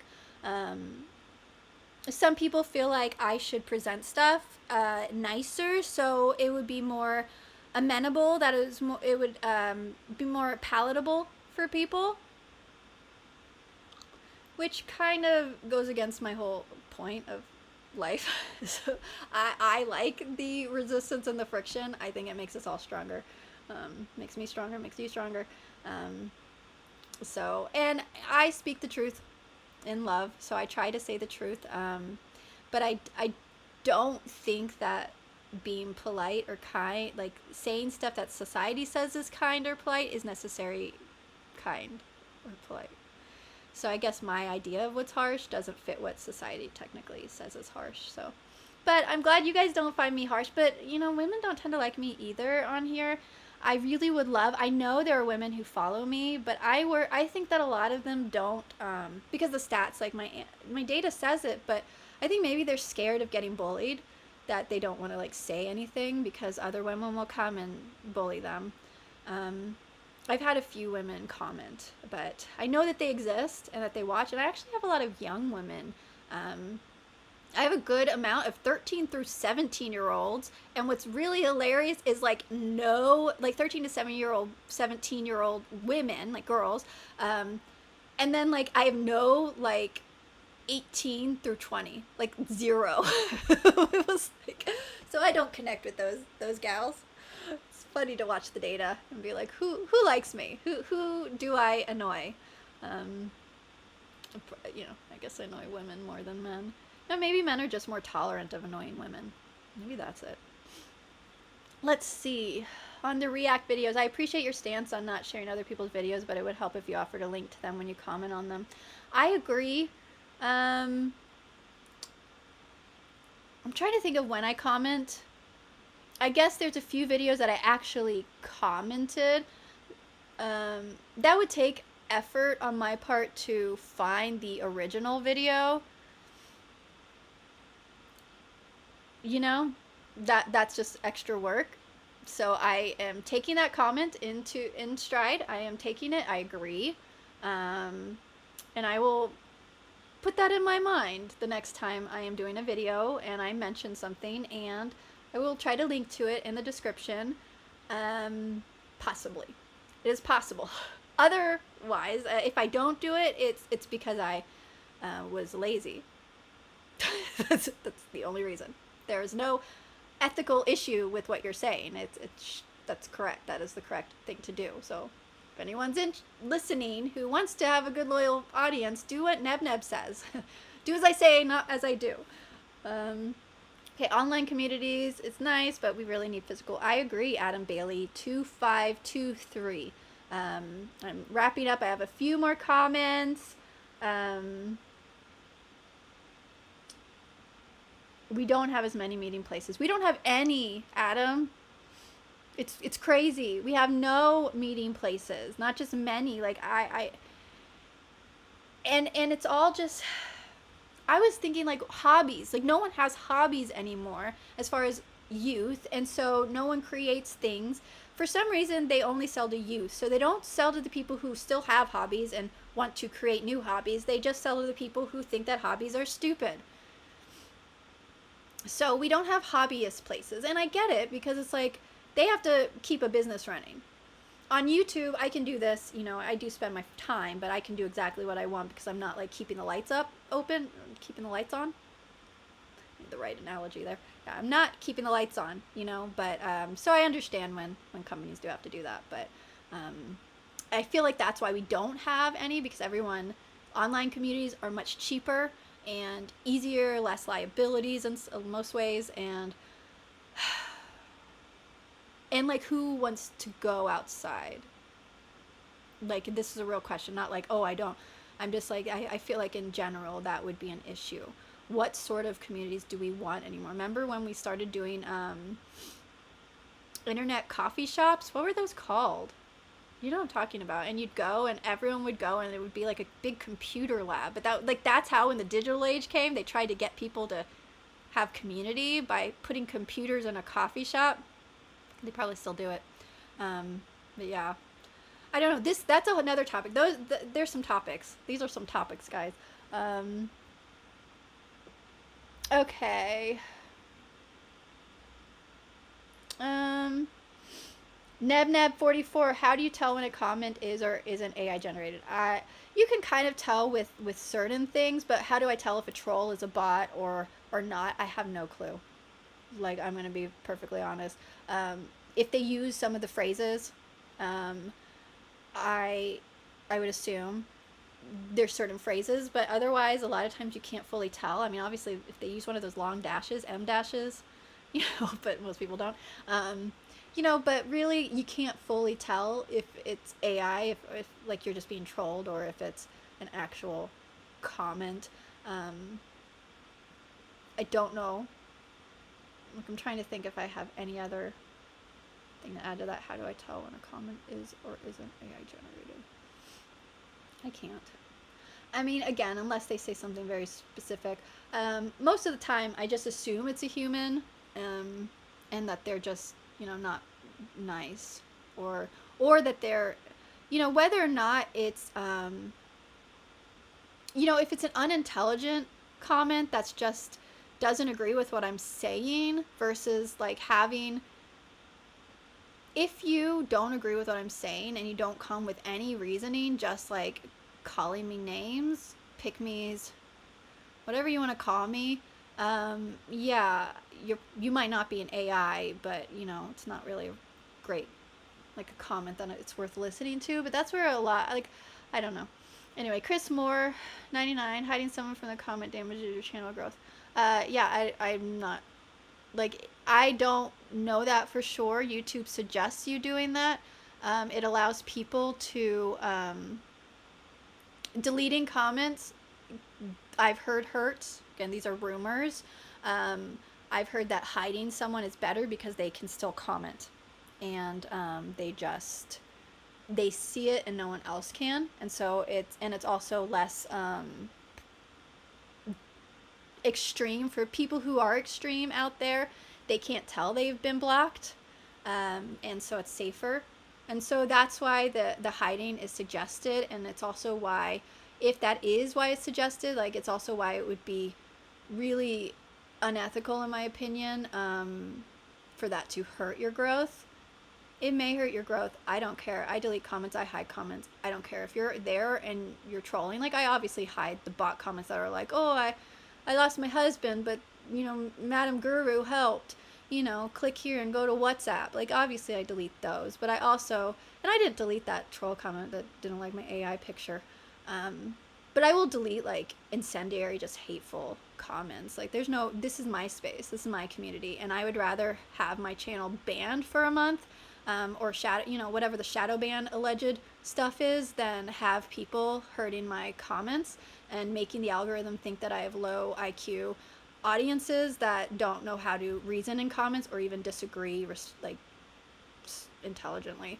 So AI looks at your comments and the quality of your comments. So I would rather have AI see me hide or delete a comment that's just not good for my algo, hide comments from people that I feel like might be damaging or dangerous, as all of that. So yeah, if they're telling you to hide for possible safety help as well, it would be unethical for that to hurt your thing. But that is a good point, and that is something that is important for everyone to look into and figure out, because that is, hiding someone could hurt your channel growth. And you do have to decide what, like, I'm curating a community of people who comment intelligently, even if they disagree, who are able to disagree, and I'm able to disagree back, and we can like disagree back and forth, but you're like learning, or you're doing something, you're adding to the conversation, where someone can come in and they might agree with the comment, and that like I missed something, or I said something completely wrong, and maybe you read it and you're like, oh yeah, so now I feel better because someone did address like something that this person missed. Like, so that's where the comments are adding to the conversation. So I find no use for comments or users who are just there to troll. So I block more than hide, but some people who seem very incendiary, I do hide their stuff. More so I just block people or delete their comments if that's the case. But I don't get like a crazy amount of those comments. Just when they're really incendiary, like evil, like where I really just think this is not like a right person, I do not leave those. I don't think that's, and also any comment that you're attacking other people, I delete those. And you might notice that, like, if you've gotten someone attacking you on a comment for something you say, I will, like, it's one thing to disagree and respectfully and even have heated disagreements, but there is certain layers like that. It's my judgment, so I get to decide when I feel like that's not the appropriate way to respond. So I will do that. Most of the time though, YouTube likes to delete comments that I don't like. They hold them, and so I have to go to my hold. A lot of the comments that I think are fine, YouTube hides and holds them. There are times where actually comments have been like, I don't know where they are. Someone says, hey, I left a comment, like I cannot find it anywhere, so I don't know what happens to those. So there's a mixture of things happening. The ones that I delete are specifically for the algorithm to not see that this is, a slop space for people just to say things about calling people bigots and hateful because they disagree with you, or whatever, or when they take like one word that you say, the entire thing, and they like turn it into some sort of political thing. I usually delete those because I'm not a political channel, and unless I bring up a political concept, I don't want the algorithm, like that's not a problem with what the person necessarily said. It's more just like I don't want the algorithm. I'm really glad you brought this up, Chris, because it like added this whole layer. I don't want the algorithm to see the comments and categorize that video incorrectly. So again, as you're curating this space, you're telling the algorithm what this video is, even through your comments. So that's why I'm a little more specific, because I'm trying to curate. I would rather have no one watch the one person that's the person that it's for, that, and I don't know who it's for, it's just who resonates, who's willing to actually have these conversations with me, like Chris, who's willing to say, to disagree with me on something, or M4V, like we're not agreeing on everything, and I may be wrong. I don't think I am. I don't say things that I'm like, I think I'm wrong, but they may be right too. So look into it. Like, this is a discussion. And all 10 points are complete. We did it, and we did it like 40 minutes ago, Neb, but I still have comments. You guys keep commenting, which is fun. It's the point. So let me know, and I'm asking for more comments, but this, I'm gonna wrap it up. Should I have a topic? Should I try to have an outline ready like that I did today? Because last time I had nothing. Like, I came on with an idea of like 5 minutes of talk, and this time I had like an hour or two worth of content. Was that useful? Or did that just like, I don't know. I never even thought I would do a live, but it seems like I can interact with you guys a lot better on lives than any of my other types of videos. So Um, but yeah, I wish there were more real life meeting spaces that weren't bars. I don't drink either, and I find that a big issue. Is that when I became an adult, it's not that I've never had a drink of alcohol, so it's not that I just don't. I don't like the way drinking makes me feel. I've never liked it, even like a sip. Like I'm very small. Like I don't feel good. Even a sip of alcohol, I don't like it. It doesn't make my body feel good. It doesn't make my mind. I like to be clear-headed, and it makes my stomach feel like all of it's like. There's never been a time when alcohol I have liked it. So it wasn't even a moral issue, but I just happened to be protected from liking alcohol. But anyway, as soon as I became an adult, that was like it. That was how you met people. And so, yeah, dating apps were a better option because if you meet someone in a bar, wouldn't you expect that that's like what they do for fun or something? And like maybe they want to go to a bar like regularly? And that's like I don't want to be like a regular bar goer. So like if you meet someone at a cooking class, which I know my mom's always like, "Hey, go to a cooking class." Well, if I meet someone at a cooking class, okay, it's better than a bar. What if I really don't like to cook and they're going to a cooking class cuz they do. So like don't just choose a hobby because it's a fine hobby. Everyone could benefit from learning to cook. Like if I'm not enjoying it, then I go to a place where someone I met went to that place because they enjoy it and they want to meet like-minded people who want to do the same things as they want to do. Like my sister's like, go to pickleball. But then I like meet someone who wants to play pickleball with me. So I'm not opposed to going to these places. I go with my siblings, but I don't enjoy them. I'm only going because my siblings are there.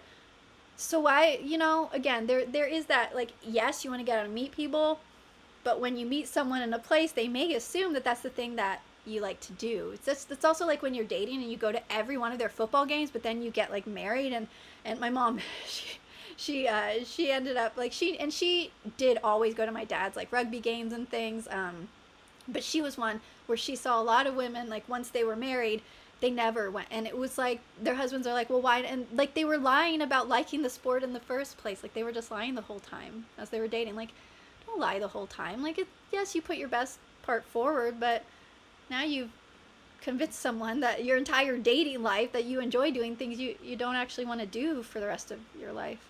So I feel that way about the channel and all those things as well. And so thank you. What time is the stream? I'm trying to do it at noon, but it seems like it's been getting on in between noon and 1. So today I tried to get up by noon, but I ended up being ready at 12:30, so I ended up scheduling. I think what I'm going to do is 1 p.m. I feel like if I plan at myself being ready by noon, then I will definitely be ready by 1 p.m. on Saturdays. So I'm going to try to add a schedule. So hopefully a few days prior, I'm going to put up the date and the time. So I'm going to try to add a thumbnail schedule, like scheduled, so you can see like this is coming up.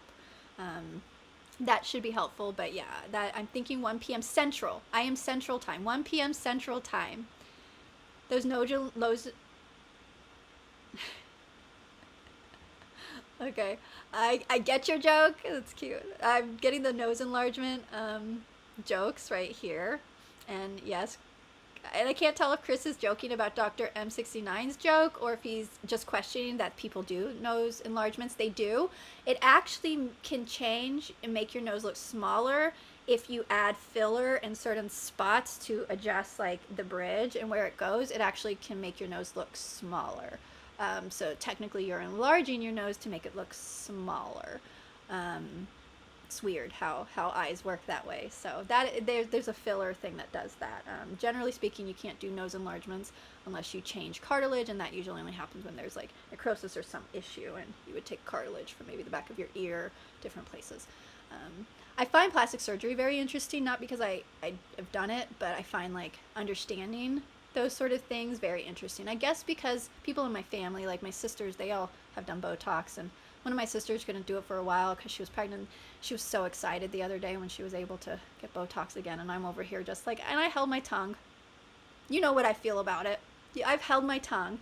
I just tell them they're pretty, because they are. I think my siblings, I don't think it's just me loving them. I feel like they're beautiful. Um, but yeah, they do those things, and I don't agree with them. But I try to be nice about it. Let's see. I think reaction videos that don't have a link to the source should be taken down. I agree. I do feel like there's so many that do not link to the source. I also agree. I should link even when I just mentioned it and don't talk about it, and I don't show it. But I agree that reaction videos really. And I feel like that Dr. M69, if they took down reaction videos, don't have links in those things, I do feel like if they could have a way that the algorithm could do that more naturally than some of the I'm not sure what they're doing now. They seem to be taking down a lot. Just like Etsy went through that stage where all these valid stores were getting taken down automatically by AI, catching the fakes and stuff. That's what we're seeing right now. But I do feel like things like that, like there are things that could actually probably be put in that are more just like, this is how you need to be done, this is how you need to cite your work, that that might be useful in policy. Maybe they have them. I'll go look. I'll see what all the policies. I know it's all in fair use policies, so I don't know that YouTube actually has to create their own policies if they are established under the Fair Use Act, if that's like what they run by. I'll have to look. That is an interesting whole concept. The data shows that teenage girls are watching you. It would be interesting to make a video that directly asks them what is catching their attention and perhaps what topics they want to just discuss. I agree, Neb. I do wonder though, are they watching just because I talked about like Devil Wears Prada or something? Or are they watching because they like agree with some sort of like anti-feminist thing that I'm spouting, like that is actually like, I wonder and I think about it, and I would love to engage with them because that's the people that I do talk to about like who can save the world. Please save the world. We did a bad job, guys. I've given up hope on us, but maybe these 13, 17-year-olds still have a chance. Don't wait to have kids, don't wait to get married. I'm speaking into a void, but listen. Internet cafe, thank you. That is what it's called. Is that what I said? What did I call it? Did I say that and just like say what is that called? That's probably what I did. Probably said the exact words and just, it sounds right when you say it though. So Dr. M69, just it sounds correct when you say it. All right. I use M dashes. You know what's interesting? I never used M dashes ever before. I started working with a client who's an architect, and he always used M dashes. So anytime I would give him copy for something so that I could, create the video and whatever, he would always like add M dashes and things spaces. Like it cracked me up. When I then found that, because I never, and so I started using them, and then like within a few years, AI is using them everywhere. So it's obviously a more academic thing to do. And it was just funny because I remember he used to do it all the time, and he would specifically go through my stuff and add them in spaces, and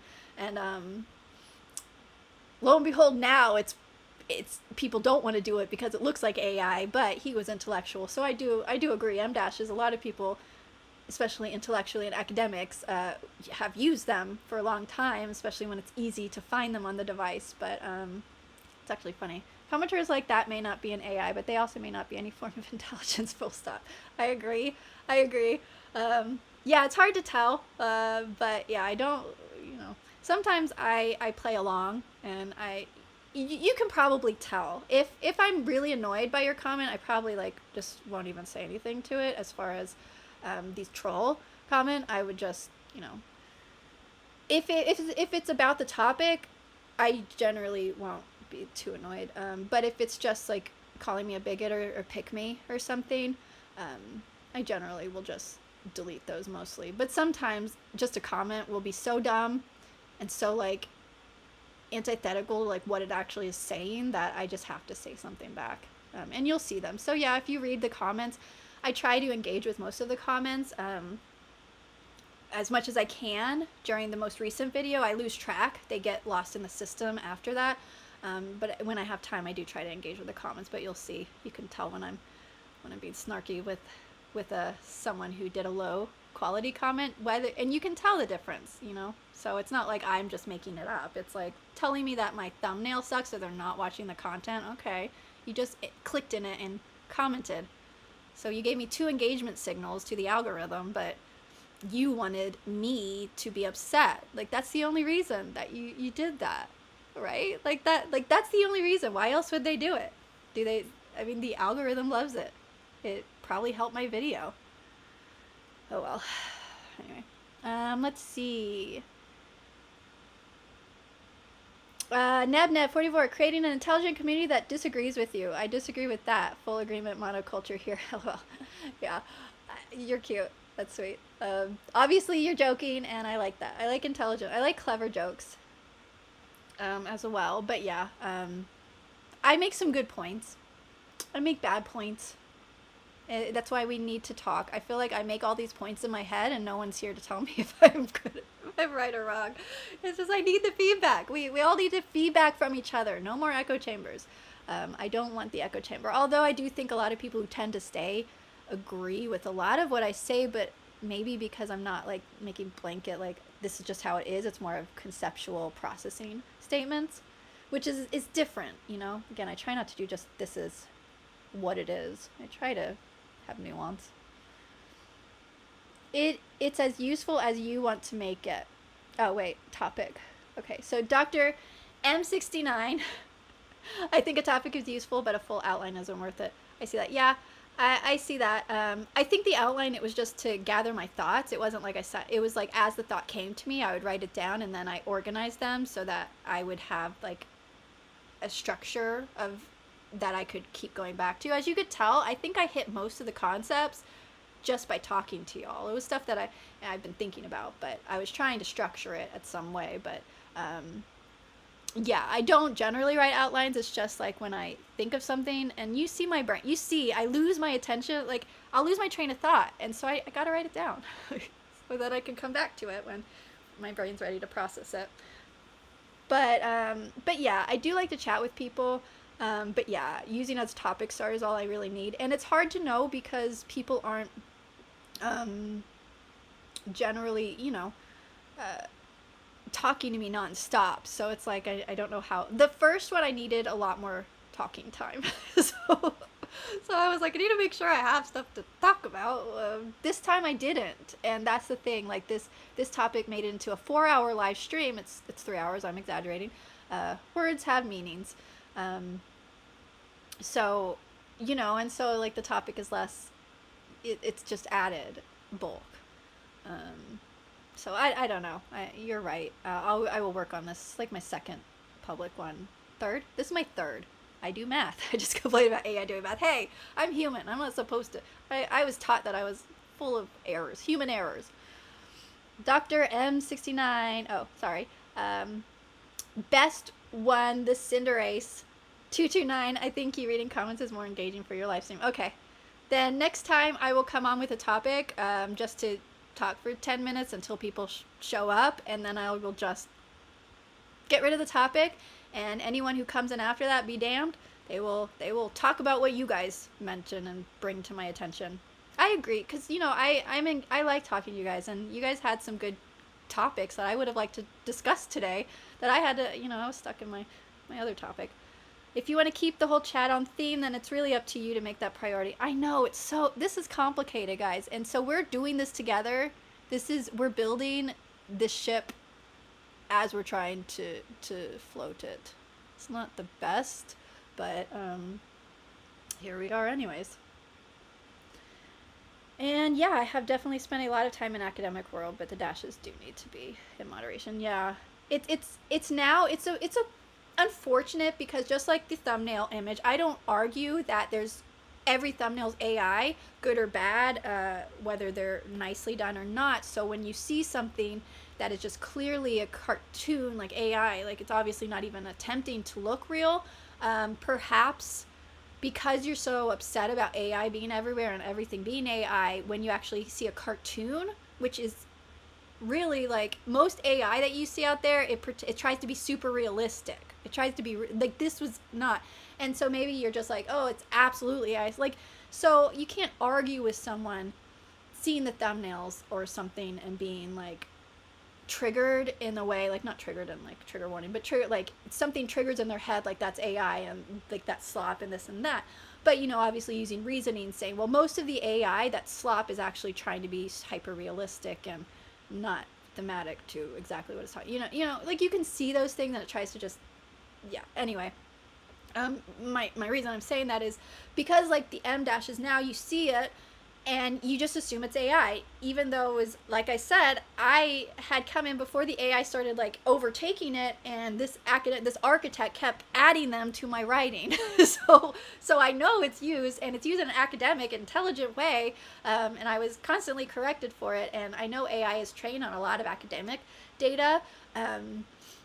So it started using it all the time, but now we can't use words. You can't use a word like grifter. You can't use a word like, there are so many words that were valid words that we can't use now. Well, we can, just any time that you use it, it's going to trigger that thing that says AI, and that's what we're dealing with. And so now we just have to use words. We have to use thumbnails using AI. Like, we just have to do the system and accept that people are going to be triggered just by the natural, that's the system we've created now.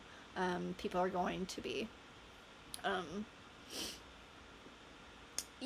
and like, how much does that matter to you?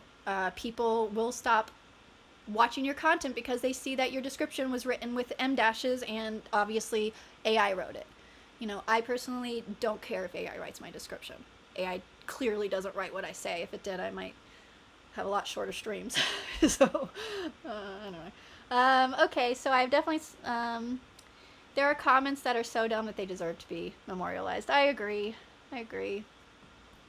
Building the ship while you are trying to navigate. Exactly. Like, I don't know exactly where it's going. I say this a lot, but the reason I say it is because this was such an accidental channel that I'd like to build a community, but I did not intend to. I honestly had 24 subscribers. December 2nd is when I posted my first video about dating. It was my first commentary video. The rest had been my Christian Bible studies. And then suddenly I was getting hundreds of thousands of impressions and like 12,000 views, and then constantly it was crazy. It was a whirlwind, but like and then all of a sudden I have a channel and people who like watch and expect me to keep it up, and I'm like, what? I just had a few extra days during the holidays.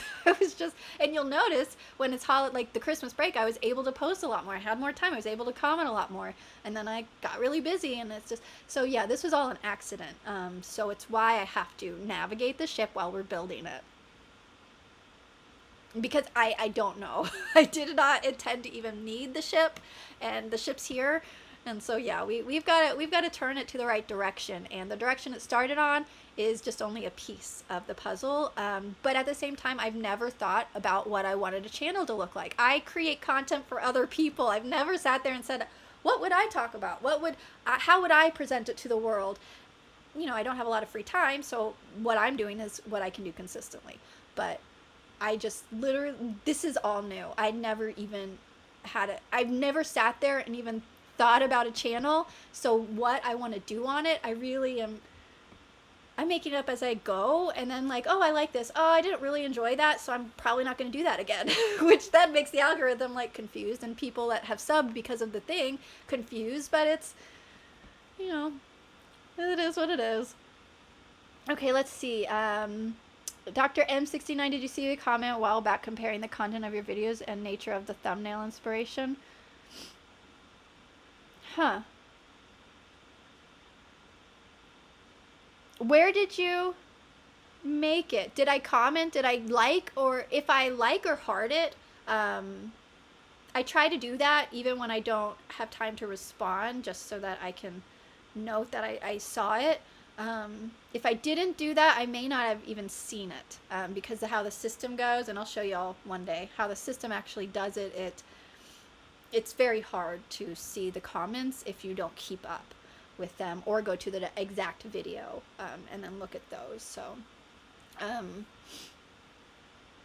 but I do wonder what your comment was about. The comment about the content of my video and the nature of the thumbnails? Oh, Oh, no, in this one. Let me see. Let me look. Okay, in this one, I enjoyed the stream.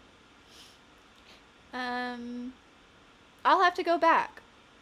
I'll have to go back and look. Um, yeah, this is gonna take me a while.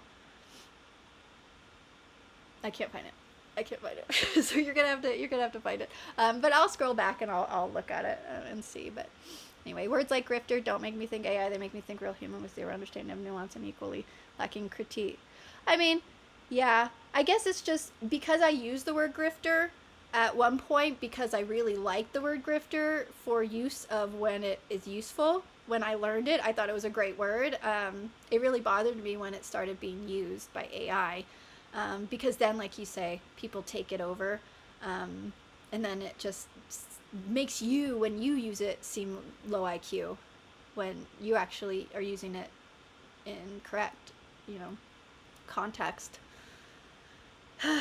in appropriate context, rightly divided. Okay, guys, we made 3 hours. I try to do 2 hours because it takes like an hour for people to come in and out to see that there is something there. So my goal is to kind of have a 2-hour one, obviously not expecting people to stay the whole time, but just sort of giving time for me to speak, which I do for a long time. So I need to have that hour, like somewhere I got to be able to talk because that it just comes out. It's not very easily controlled.